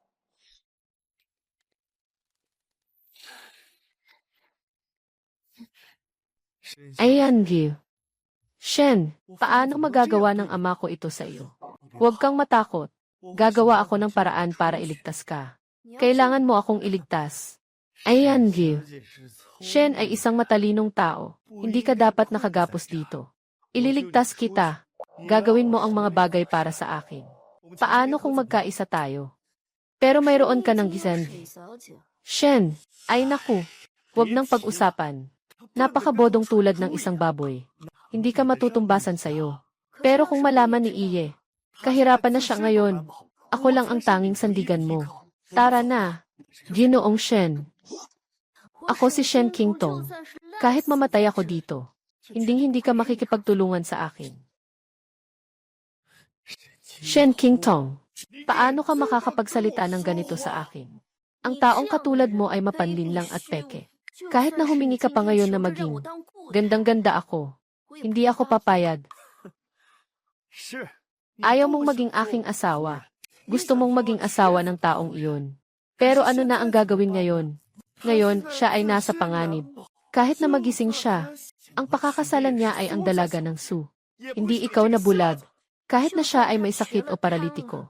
Mas mabuti pa rin siya sa iyo ng 100 beses. Tumahimik ka na. Huwag kang magmatigas. Huwag mong ikumpara ang sarili ko sa tumor na yan.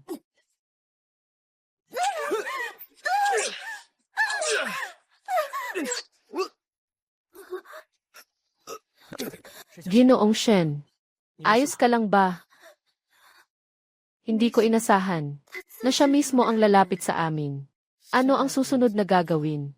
Ilalagay mo siya sa dadaanan ni Liu Rumei.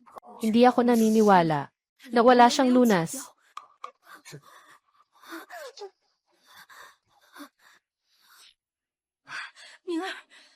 Ming-er.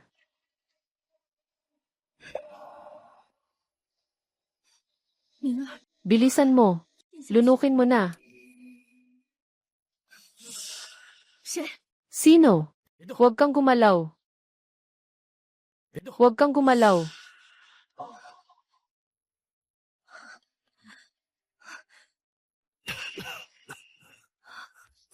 Ming-er.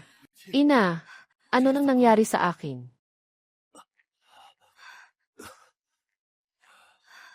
Nahulog ka sa 1,000-day drunk. Anong nangyayari? Pupunta ako sa bilangguan. Nahanap si Shen Qingtong. Ikaw nga. Nasira mo ang plano ko. Anong pakialam ko dyan? Saan ako nagkamali? Sinasadya ni Shen Qingtong na mahuli. Gusto lang niya ang lunas na nasa kamay ko. Iniisip ko, gamitin si Shen Qingtong. Hindi ko akalain na siya. Ganito kasama ang ugali. Kung gusto mong mamatay, sige, gagamitin natin ang pagkakataon. Pagdating ng ama mo, magpanggap kang mas malala pa. Alam mo ba, CJ, Zemeng, Ginoo, yung engkanto na babaeng yun gusto siyang saktan. Ano? Ama, halos hindi na kita makita. Sige na. Huwag ka nang magsalita. Ginoo, yung demonyong si Qingtong. Hindi ko alam kung anong uri ng mahika ang ginamit. Tingnan mo ito. Ang mga sintomas ay pareho na pareho sa Kayanziu. Ginoo. Buwis buhay na bagay. Pupunta ako sa kanya ngayon din.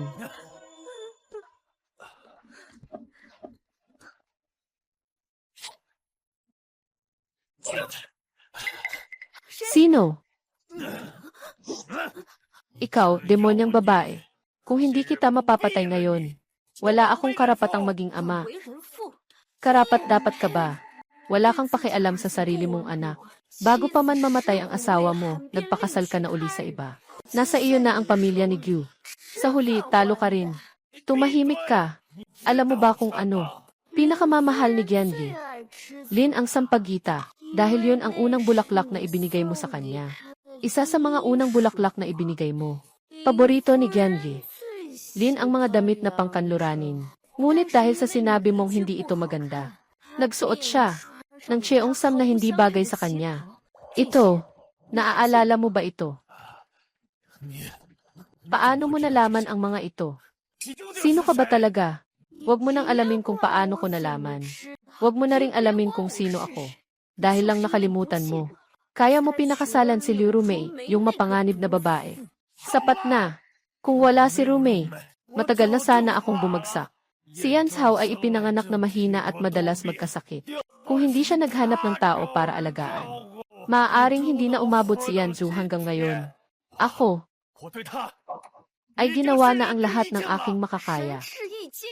Ginoong Gyu. Ngayon, tanungin kita.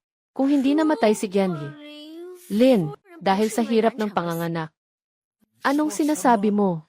Pinatay ni Liu Rumei si Madam Lin. Ngayon, nilalasap niya ang lahat ng bagay bilang isang may bahay. At pati ang anak niya. Pinatay niya ng tuluyan. Hindi mo ba alam?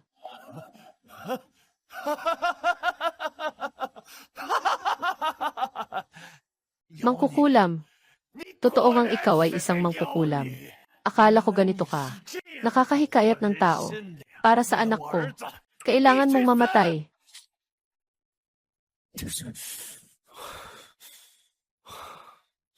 Nagising ka na. Anong nangyari sa akin? Nadali ka ng laso ni Liu Rumei. Si Miss Shen. Yung gamot na nakuha niya para sa'yo. Nasaan siya? 他 Nasaan siya? Ikinulong siya ni Lolo sa kulungan. Lolo, kagagaling mo lang. Kaya mo ba? Lolo, ako na lang ang pumunta para sa'yo. Umalis ka na. Lolo. Tumigil ka.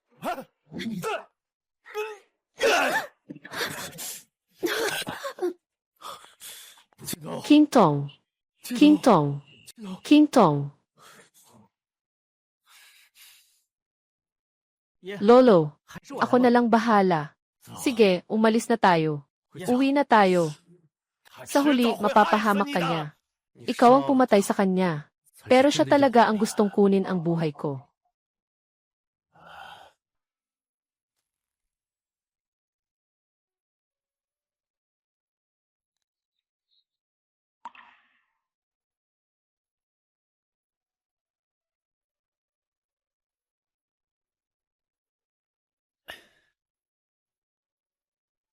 Ginoo Gyu, pwede po bang makipag-usap sandali?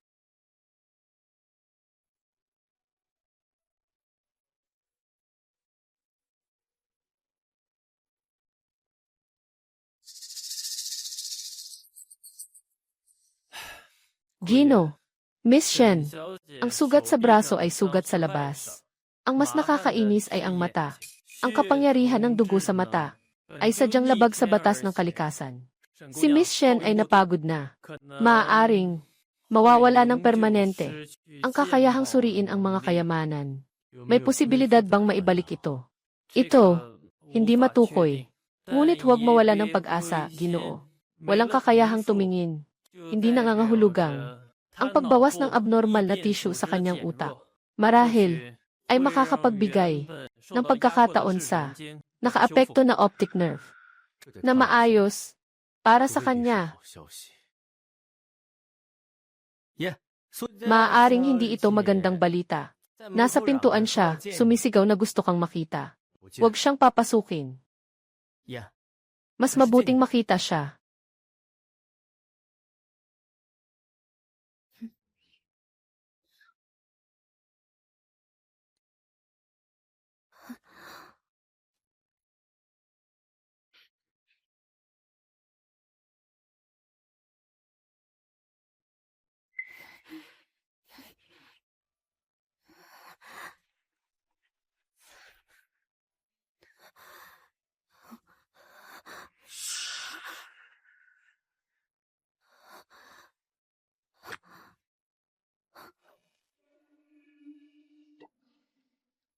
Nawala ang aking kakayahan sa pagsusuri ng mga kayamanan.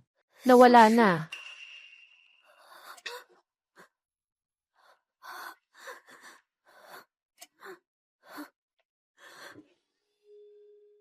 Ngunit, nakikita ko na. Kailangan kong sabihin kay Yanzhou.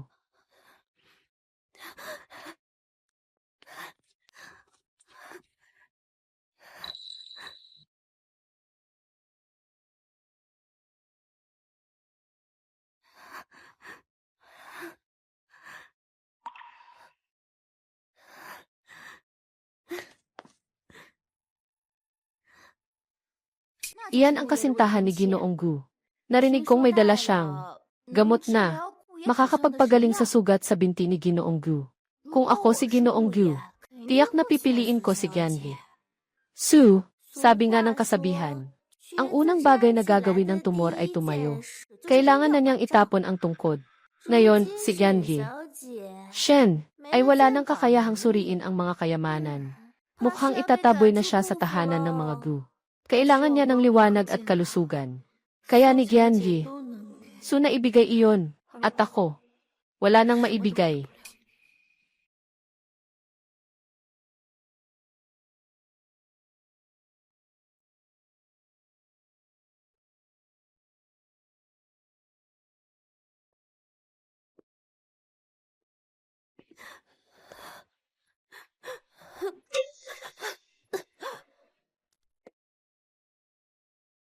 Nawala ng malay si Gianli. Shen, anong nangyari? Masyado nang madilim. Paalis na po, Ginoong Gu. King Tong, hindi ko kailanman kinilala ang kasunduan. Nananatili ako sa tahanan ng Gu para sa paghihiganti. Shen King Tong, tumingin ka sa akin. Wala na ako ngayon ng kakayahan sa pagtukoy ng halaga ng mga antigong bagay. Para sa'yo, wala na itong halaga. Ginoo Gu, bakit pa? Maliban sa paggamit, wala na ba tayong ibang relasyon? May iba pa bang dahilan? Ginoo Gu, umalis na kayo, pakiusap. Naghihintay pa rin sa iyo ang iyong fiance. Nabanggit ko na dati, kahit na hindi mo makita, ako ang iyong mga mata.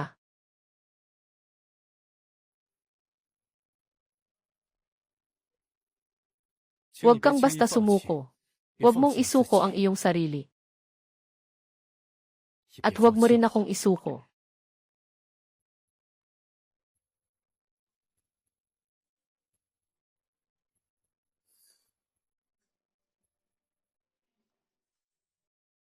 Ayan, Gil. Shen, sa wakas, nagising ka na. Halika na, inumin mo na ang gamot.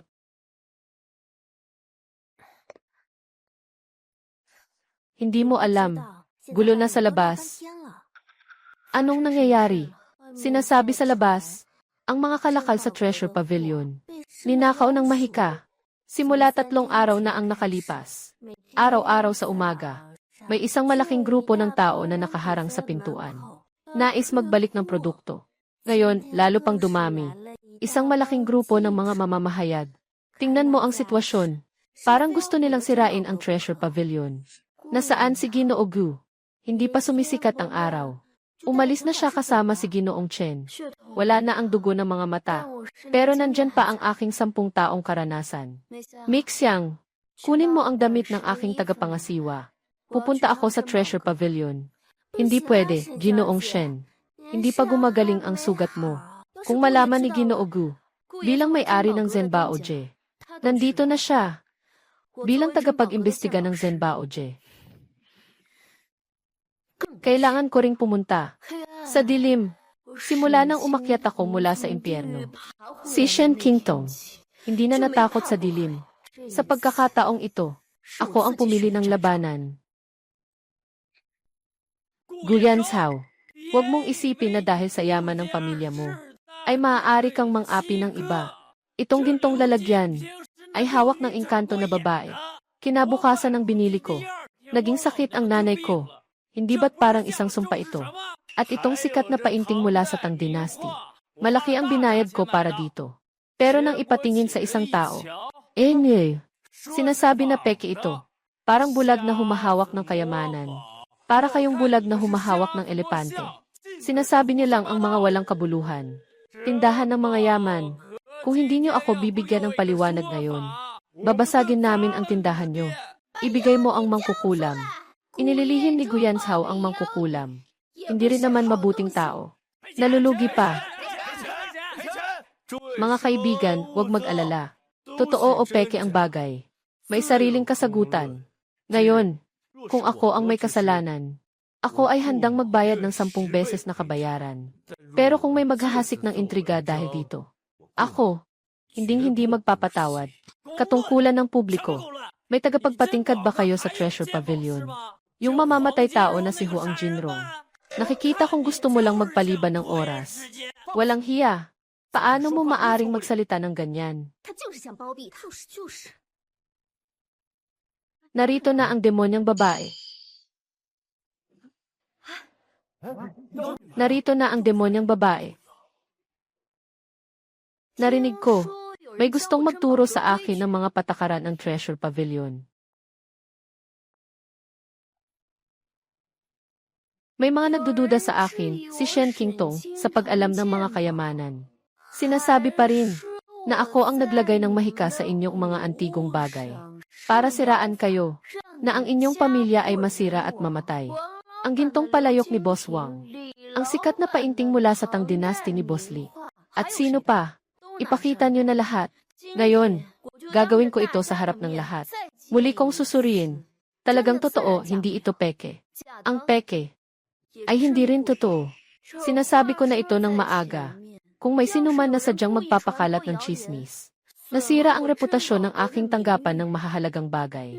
Kaya't ako ay magsasampa ng kaso sa ngalan ng pinakamahusay na eksperto sa mga mahahalagang bagay upang parusahan ng mahigpit. CJ, kaya't magpapatunay tayo sa harap ng lahat. Ayan, Gyu. Shen, kailangan mong patunayan ang mga antigong ito at sabihin ang kanilang pinagmulan.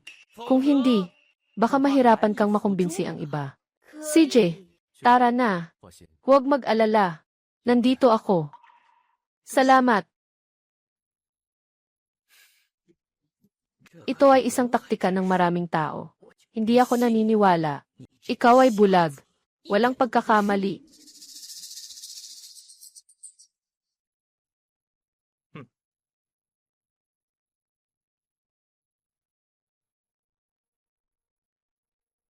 Kayamanan. Bituin. Sino pa? Kung wala. Sandali. Ay naku. Ito ba ay si Panglao ng Kanlurang Lungsod? At si Boss Zhao ng Tongbao Hang?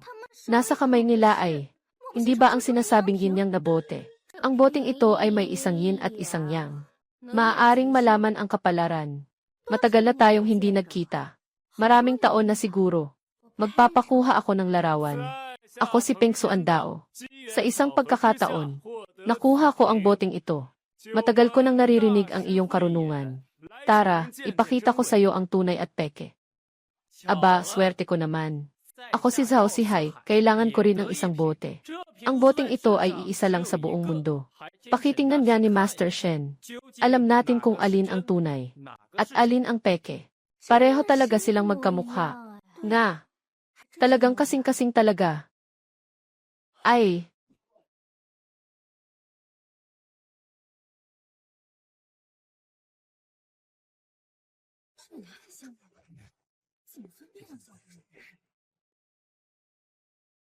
Ginoong Shen, bigyan mo naman ako ng tuwid na sagot. Ang glaze ay makinis na parang jade. Kapag tinamaan, ang tunog ay hindi natatapos. Ito ay tunay na produkto. At ang kay Boss Peng na ito, ay halatang nabawasan ng kalahati ang tunog. Ang pinakamahalaga ay, nabawasan ng kalahati ang timbang. At ang tunog ay talagang iba sa orihinal. Kaya, ang kay Boss Zhao ay totoo. At kay Boss Peng, pek, kasinungalingan, mga patakaran sa antigong. Ang bagay ay hindi nagsasalita, ang sinungaling ay dapat suriin ang sarili.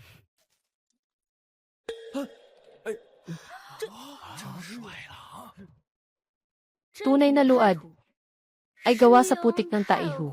Pinatuyo sa lilim ng 3 taon. At ang peking produkto. Ang luwad ay hinaluan ng mga makabagong pulang ladrilyo mula sa timog ng lungsod. Kung may pagdududa kayo, magsaliksik kayo at malalaman ninyo. Ginoong Gyu. Ginoong Peng. Alam mo ba kung sino ang huling may-ari ng boteng ito? Siyempre, yun ay isang hanlin mula sa nakaraang dinastya. Hindi. Ito ay si Liu Sanye mula sa pawn shop sa Timog Kanto. Ayon sa alam ko, binili mo ito sa halagang 50 yanyang. Di ba? Itong botelya na ito, may nakaukit ba sa ilalim? 2 taon ng Cheng'an. Ipinagkaloob sa guro ng 7 karakter na maliit na seal. Paano mo nalaman? Ganyan talaga ang tunay na bagay.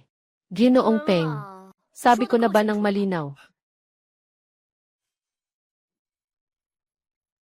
Hindi ba, Ginoong Shen? Ibinigay ko ito sa iyo noon. Noong kinuha ang bote. Walang ganitong pulang kamay na marka. Tingnan nyo. Itong marka ng kamay. Mahahabang daliri. Maliit ang palad. Hindi ito kamay ng lalaki. Shen Qingtong, maaari mo bang sabihin na hindi ka demonyo? Napakakahanga-hangang dual na sitwasyon. Ngunit, may isang bagay kayong hindi naisip. Pangulo Li. Pangulo Li, upang patunayan ang kanyang kawalang sala, at para sa katarungan, nagmamadali akong humingi ng tulong sa iyo. Ano nang nangyari? Bakit hindi mo hinahanap si Ginoong Gu? Una, para maiwasan ang pagdududa. Pangalawa, ikaw ang kumakatawan sa katarungan. Sabihin mo, paano kita matutulungan? Ngayon, tawagin mo ang tao mo. Kumuha ng 3 bagay. Una ay ang pulang asin. Pangalawa ay ang dagta ng ok. Pangatlo ay ang iyong pinangalagaan na porselana. Sundin ang sinabi ni Ginoong Shen. Bumalik ka agad.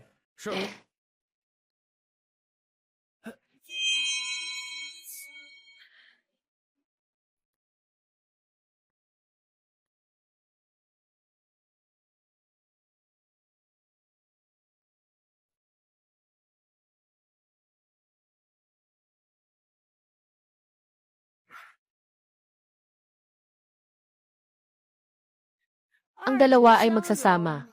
Magbabago ang kulay. Ito ay lohikal, at hindi dahil sa mga espiritu. Tungkol sa iyo, Boss Zhao. Sigurado akong mayroon ka pang nakatagong pulbos ng dugo ng pula. Tawagin ang tao. Hanapin mo ako. Huwag kang lumapit. Huwag mo akong hawakan. Wala akong ginawang ganito. Hindi ako nagkakasala. Sinasabi pa nga, anong mahika? Nalaman ko na pala na ginagamit ang mga pangit na paraan. Bitawan mo. Nagmamanipula si Zhao Sihai. Ano nang pakialam ko? Ginoong Peng, may kasalanan ka talaga. Ang pagkakamali ay bilang isang matandang miyembro ng samahan. Alam mo ang mga peking kalakal. Ikaw ay nag-aakusa ng walang batayan. Saan ang ebidensya? Ebidensya.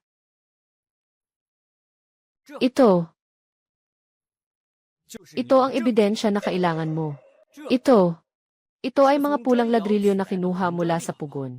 Katulad ng sa iyo, pareho ng mga produkto ng iyong agila. Nandito ang pangulo ng asosasyon. Maaari siyang maging saksi para sa akin.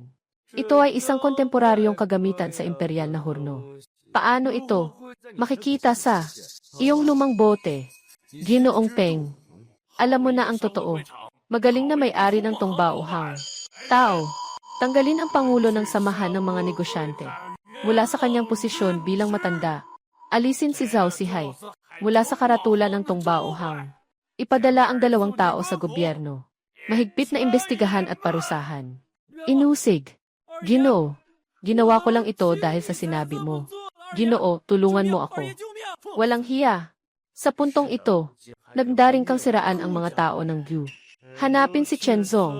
Gusto kong makita kung sino ang nasa likod niya. Sino ang tao sa likod niya?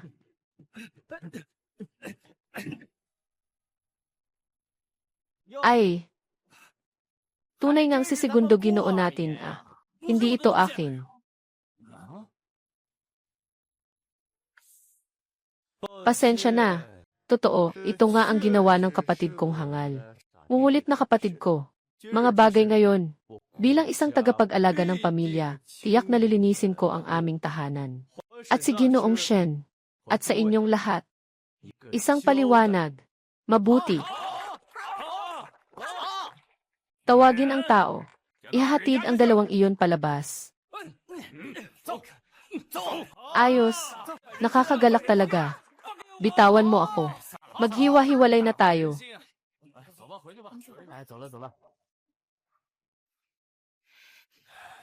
Walang silbi. Umalis.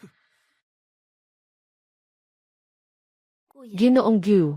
Gu Zaiming. Talagang ibinigay ang token kay Zhao Sihai. Ang kanyang paraan. Bumalik sa kanya ang kanyang sariling paraan. Ginoong Gu, napakahusay ng iyong galaw. Talagang maganda ang pagkakagamit. Tungkol sa nangyari ngayon, ikaw ay nagdusa ng hindi makatarungan. King Tong, huwag kang mag-alala. Lahat ng bagay, ibibigay ko sa iyo ang sagot. Tatay, tulungan mo ako, tatay. Pakiusap, tulungan mo ako. Tatay. Ginoo. Sa harap ng buong lungsod, si Yan Sao. Inakusahan si Ming-er. Kailangan mong mag-isip ng paraan agad. Ang kuya ko. Nagsinungaling gamit ang peke kong token. Ngayon, gustong hulihin ako ng guild. Gusto rin akong hulihin ng gobyerno. Hindi mo pwedeng pabayaan lang ako. Ama. Ming-er. Ming-er. Ama. Pinapalo mo ako. Mas magaan pa ang palo ko sa iyo. Akala mo hindi ko alam. Anong ginawa mo sa labas? Tumulong kay Huang Jinrong na mangloko at pumatay. Kasama si Qian Gizhong na nagsasamantala sa pera. Nanghihikayat kay Shen Qingqing na pumatay at agawin ang posisyon. Bawat isang kaso, lahat ay walang puso at makasalanan. Iniisip kita bilang aking anak na supling.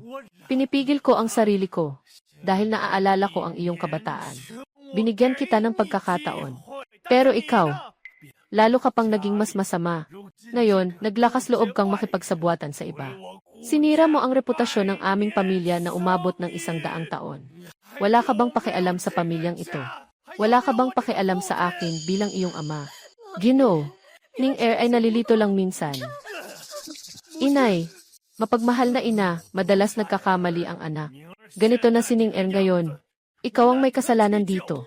Sino man ang gustong makipag-away sa akin. Huwag mong saktan ang aking ina. May tao. Ginoo, I-bind ang pangalawang anak na lalaki. Agad na dalhin sa opisina ng gobyerno. Kailangan mong tulungan ang halimaw na iyon. Kahit na ang iyong nakatatandang kapatid ay isang masamang tao. Siyempre ay mas mahusay siya ng 100 beses. Ngayon, walang makakapagligtas sa iyo. Haha, alam ko na. Ikaw lang ang nasa isip mo, siya. At yung patay na. Mahal kong maliit. Bakit ka nakatungo pa dyan? Ibaon mo na siya sa akin. Ginoo, pasensya na. Lumayo ka. CJ, pinapamatay mo ako.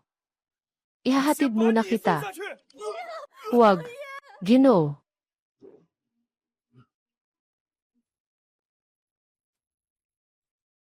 Huwag. Ginoo.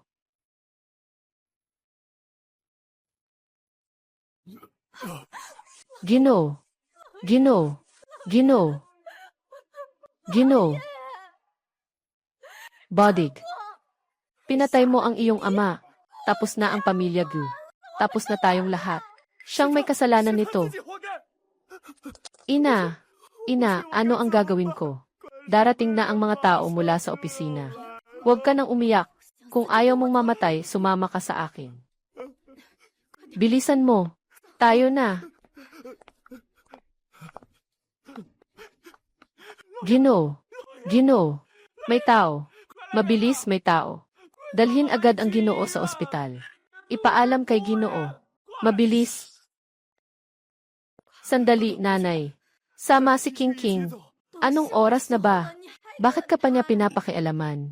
Buntis pa siya ng anak ko sa loob ng tiyan niya. Punta ka sa bilangguan ni Tianhua. Noong bata pa siya, bihira siyang umuwi. Kahit umuwi man siya, palaging nakasimangot. Noon, hindi ko maintindihan. Akala ko dahil lang sa tumor sa binti. Kaya nagsikap akong mag-aral.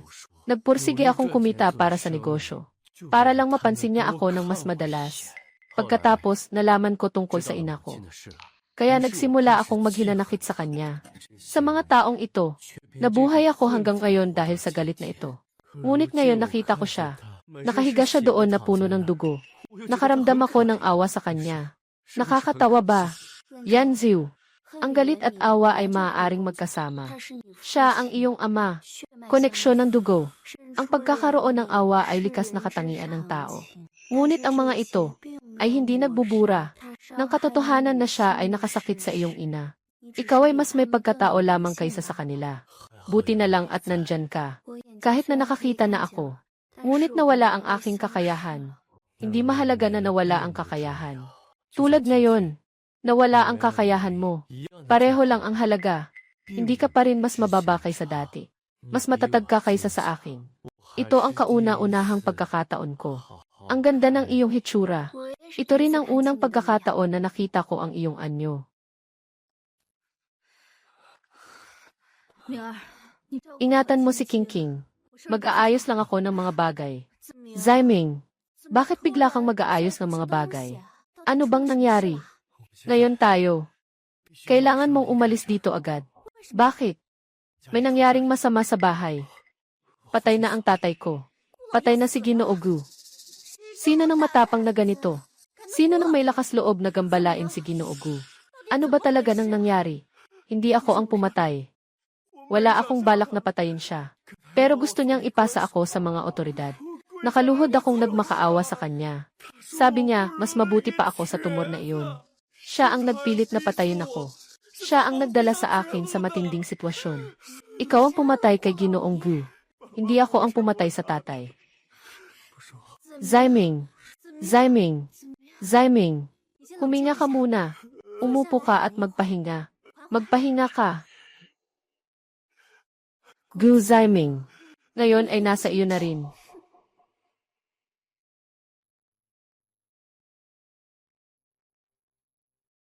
Hello, gusto kong i-report. Patay na si Gilaoye. Siya ang anak ni Gi Ziming ang gumawa niyon. Ganyan talaga, tama. Ngayon ay, sa Villano, 38. Bahay ni Gu Ziming. Bumalik kayo agad. Nandyan pa sila. Mahal na bata. Seryoso siyang nagmamalasakit sa iyo. Bakit mo siya pinag-report? Sumpain siya. Siya ang unang nagtaksil sa akin. Pipigilan kita. Karapatan niyo yan. Anyway, nahanap na ang mansyon, mga alahas at titulo. Nawala na lahat. Nakalat sa bawat pawn shop. Kapag nakita nila si Gu Ziming at ang kanyang larawan kasama si Liu Rumei, agad na arestuhin. Pamilya ng pasyente. Si Zidan ay naglabas ng buhay ay pansamantalang nailigtas. Salamat, Doktor.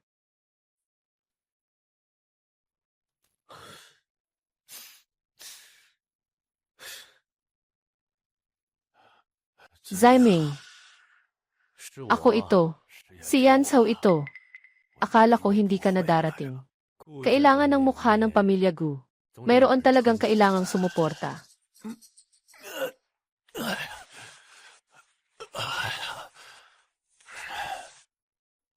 Nasaan si Mimi at Zaiming? Si Liu Rumei at Gu Ziming ay tumatakbo. Ama, ano ang balak mong gawin? Ama, ano ang balak mong gawin? Gusto kong makilala siya. Tungkol kay Zaiming. Siya ay iyong kapatid. Ang pumatay sa iyo ay siya. Ang nagligtas sa iyo ay ako. Sa ganitong kalagayan, iiwan mo pa rin ba siya? Ang ama ang hindi nakabuti sa iyo. Pero sila, hindi naman karapat-dapat mamatay sa kasalanan. Si Liu Rumei ang pumatay sa nanay ko. Sinira ang 2 binti ko. Sabi mo, hindi siya karapat-dapat mamatay sa kasalanan. King Tong, pasok.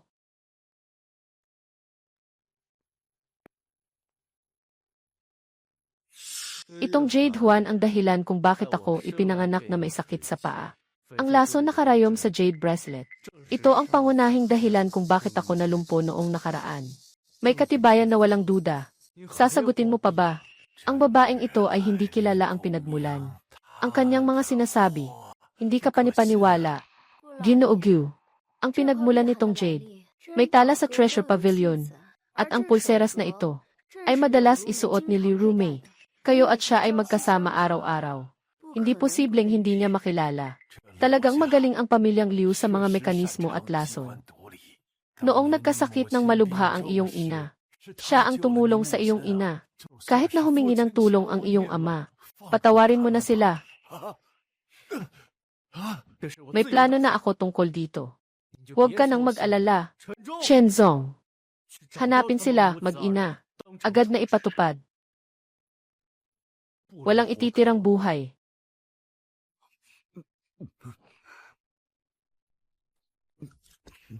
Ming-er, tama na ang pagkain. Nasaan si King King? Yung maliit na mahal, binitay tayo. Ngayon, siguro ay namatay na siya. Kailangan kong hanapin siya. May anak pa siya sa tiyan. Ming-er, magpakatatag ka. Maging mulat ka. Bumetre siya sa atin. Maging matatag ka. Kailangan na lang ng nanay sa'yo. Si Ginoong Gu ay nakaligtas. Talaga nga. Sabi ng malayo kong pinsan. Gusto raw ni Ginoong Gu na iwan ang ari-arian sa pangunahing pamilya.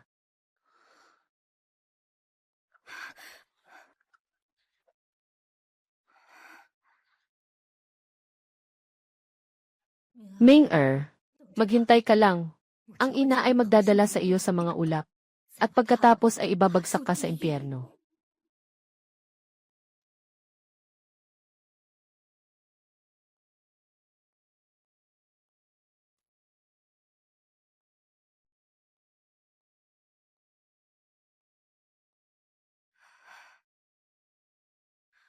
Minahal kita, maging bago pa kay Linying.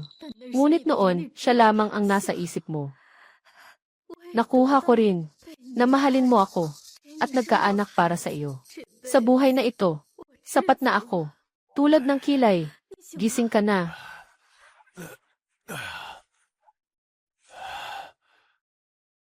Pabalikin si Zaiming. Ibibigay ko ang lahat, para protektahan kayong lahat. Hong Yuan.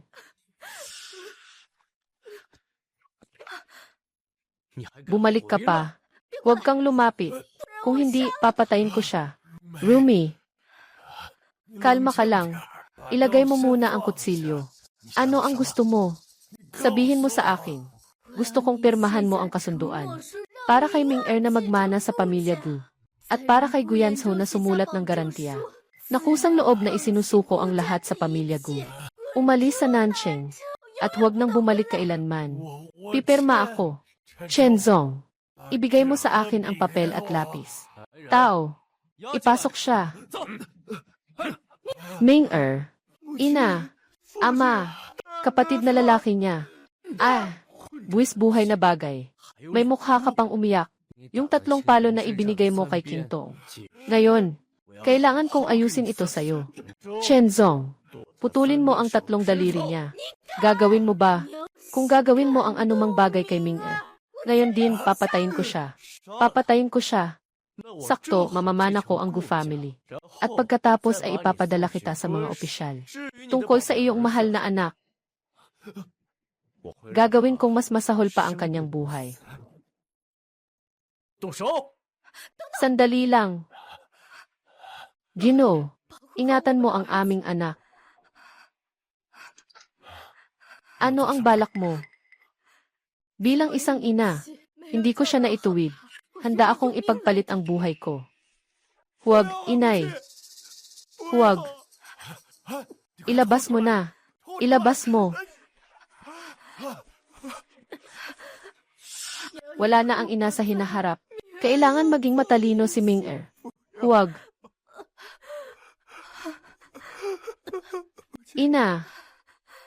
Ina. Guyanzhou, pinatay mo ako. Ikaw at ang iyong ama.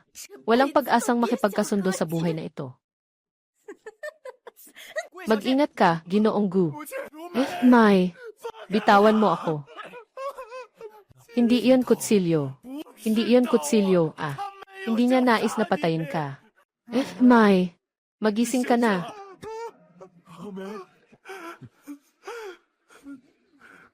Kailangan ko kayo para sa buhay ng aking ina.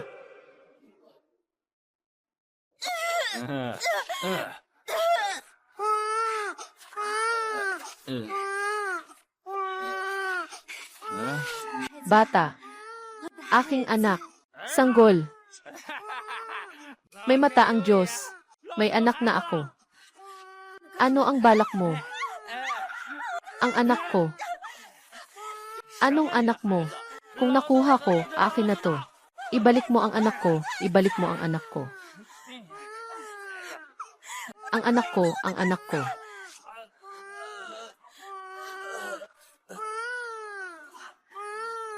Aking anak, aking anak, Aking anak,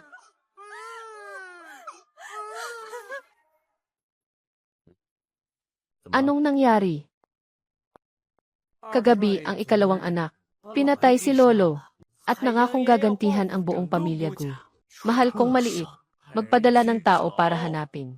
Hanapin si Gek sa 杀 ulon. 无论是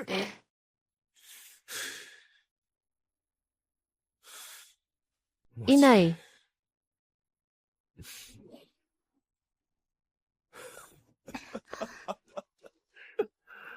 Ah! Ah!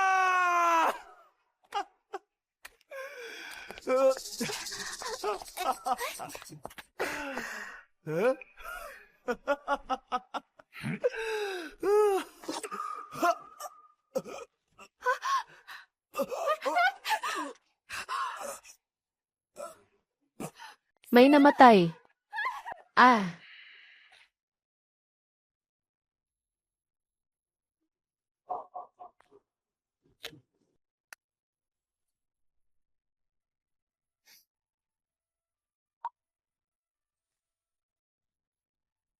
Yanziu. Pumayat ka. Pumayat ka. Parang nakipaglaban ka sa isang matinding laban. Si Ginoong Gyu, ang mga libing ng ama ay naayos na. Sa loob ng ilang araw, parang napanaginipan ang isang masamang panaginip. Laging magigising ang panaginip. Yanzhao, Yanzhao, nakayanan mo. Walang ikaw. Hindi ko makakayanan hanggang ngayon. King Tong, pakakasalan mo ako. Gusto kong maging pinakamasayang babae sa mundong ito. Ayos.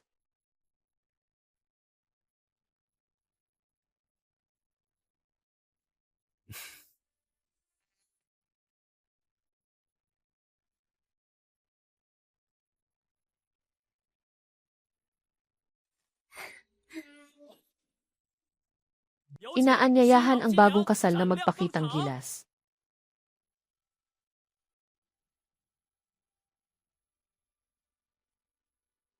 Wow!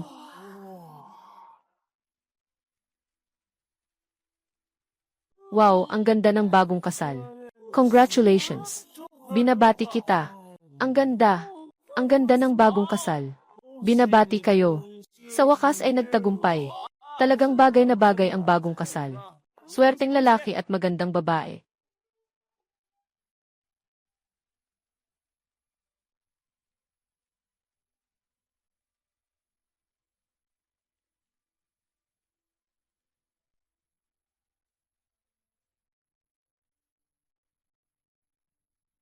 Ginoong Guyanzhao, nais mo bang pakasalan? Si Qiangi, Shen Qingtong, kahit anong yaman o kahirapan, mahal siya at iginagalang siya. Hanggang sa dulo ng buhay, ako ay handa. Ginoo ng Shen Qingtong. Nais mo bang pakasalan si Ginoo Guyanzhou bilang asawa? Kahit ano pa man ang estado mo, mayaman o mahirap, mahal mo siya at iginagalang siya. Hanggang sa dulo ng buhay, handa ako. Ngayon, mangyaring palitan ang mga singsing.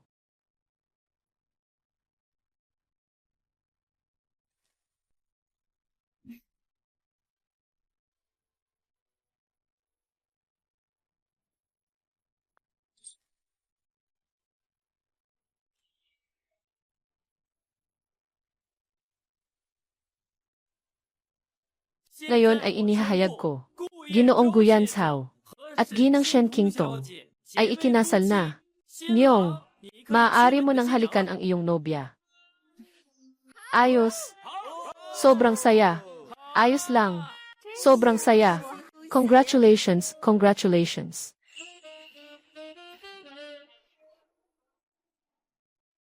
Marami ka nang naranasan. Sa totoo lang, bago umalis, may nais akong itanong sa iyo. Sige, sabihin mo. Sa totoo lang, bago ito, namatay na ako isang beses. Sinasabi ng lahat na ang mga mata mo, kahit ang mga pulubi sa tabi ng daan, ay maaaring maging mayaman. Nawala na sa iyo ang mga mata na ito. Paano ka makakapagpahalaga sa mga kayamanan?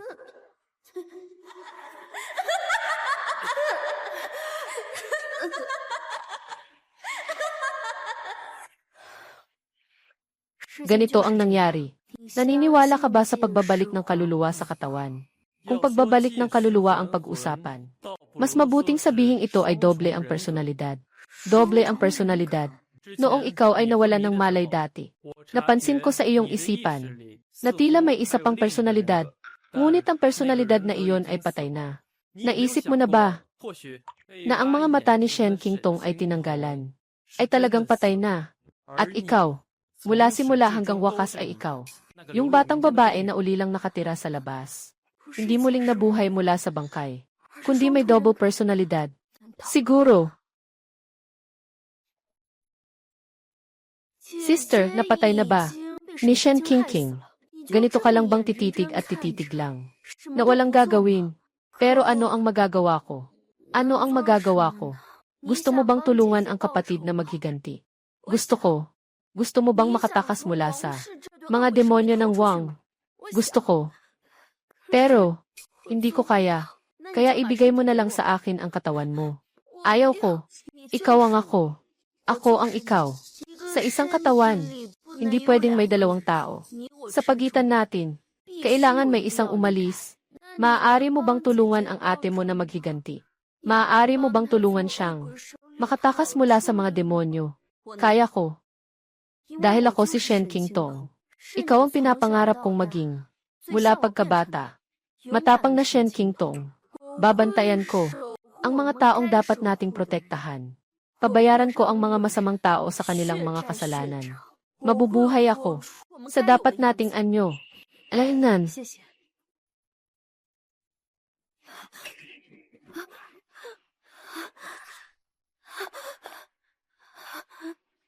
Sira-sirang kalakal. Hinding-hindi ka pa rin pwedeng mamatay ng walang pahintulot ko.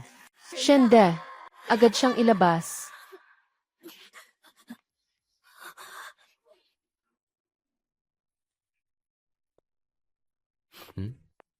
Qingtong, anong nangyari sa'yo? Qingtong. Hindi ako nagbabalik sa pamamagitan ng bangkay. Hindi rin ako ang anak na babae ng Shen family. Ako ay isang ulila na nawala sa labas. Si Shen Qingtong. Makinig ka. Walang pakialam kung sino ka. Para sa akin, iisa lamang ang sagot. Ikaw ay si Shen Qingtong. Ikaw ang aking ginang. Ikaw ang ina ni Shanzai. Yung natatangi. Matalino at matalino. Ako ang tao na iingatan ko habang buhay. Di ba't napag-usapan na natin? Ako ang iyong mata. Ikaw ang aking tungkod. Nakalimutan mo na ba? Magkasama tayo ng matagal. Matagal na. Sa buhay na ito. Sa susunod na buhay. Hindi na tayo maghihiwalay. Sige na, sige na.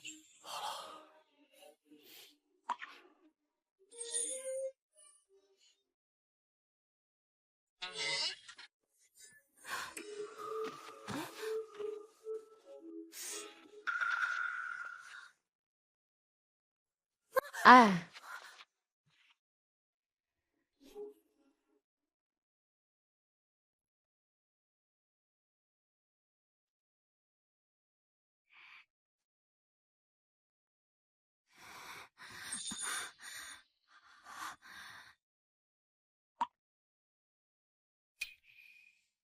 gising na. Shen Qingtong. Ako ito. Nasaan ang anak ko? Nasaan ang anak ko? Nasaan ang anak ko? Ibalik mo ang anak ko sa akin. Mahimbing natulog ang anak mo kagabi. Si Mei Xiang ang nagdala sa kanya.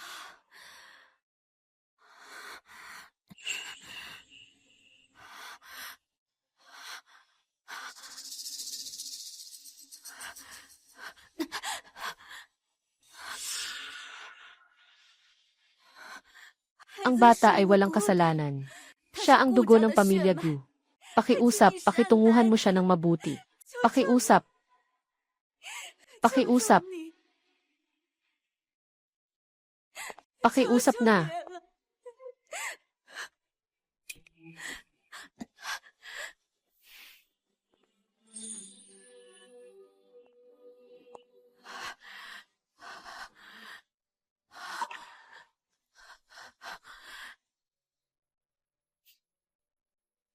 Bakit mo pinabayaan ang sarili mo na maging ganyan? Sobra akong gumamit ng teknik ng mata. Maling tao ang kasama. Nakuha ang mata. Naging kasangkapan. Bakit? Satisfied ka na ba sa akin ngayon? Satisfied. Siyempre satisfied ako. Lahat ng ito ay karapat-dapat ka mismo. Shen Qingtong. Hindi ako naniniwala. Gusto kong makipagkumpetensya ulit sa'yo. Kompetensya sa ano? Sa pagsusuri ng hiyas. Shen Qingqing. Ikaw mismo ang nagsabi. Paano mo na mahahanap ang hiyas kung wala kang mata? Ano ang gamit mo ngayon para ikumpara sa akin? Bakit? Bakit ko ikaw pinagsisisihan? Na naging ganito ka kasama? Bakit mo pa rin ako nililigtas? Bakit hindi mo na lang ako pinatay?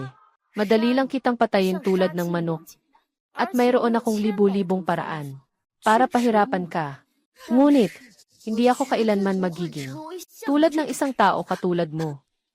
Shen Qingtong, nanalo ka. Palagi akong magiging anino mo.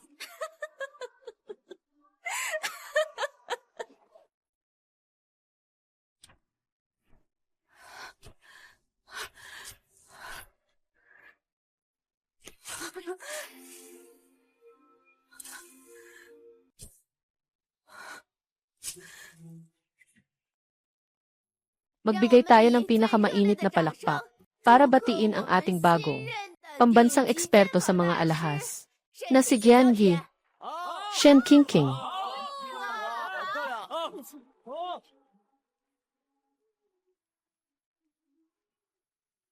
Wow, congratulations.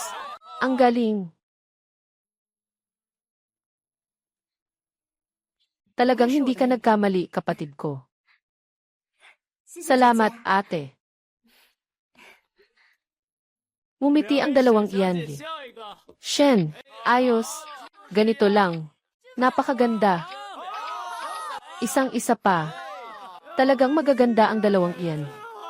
Shen, congratulations, congratulations. Talagang karapat-dapat sila. Isa pang larawan.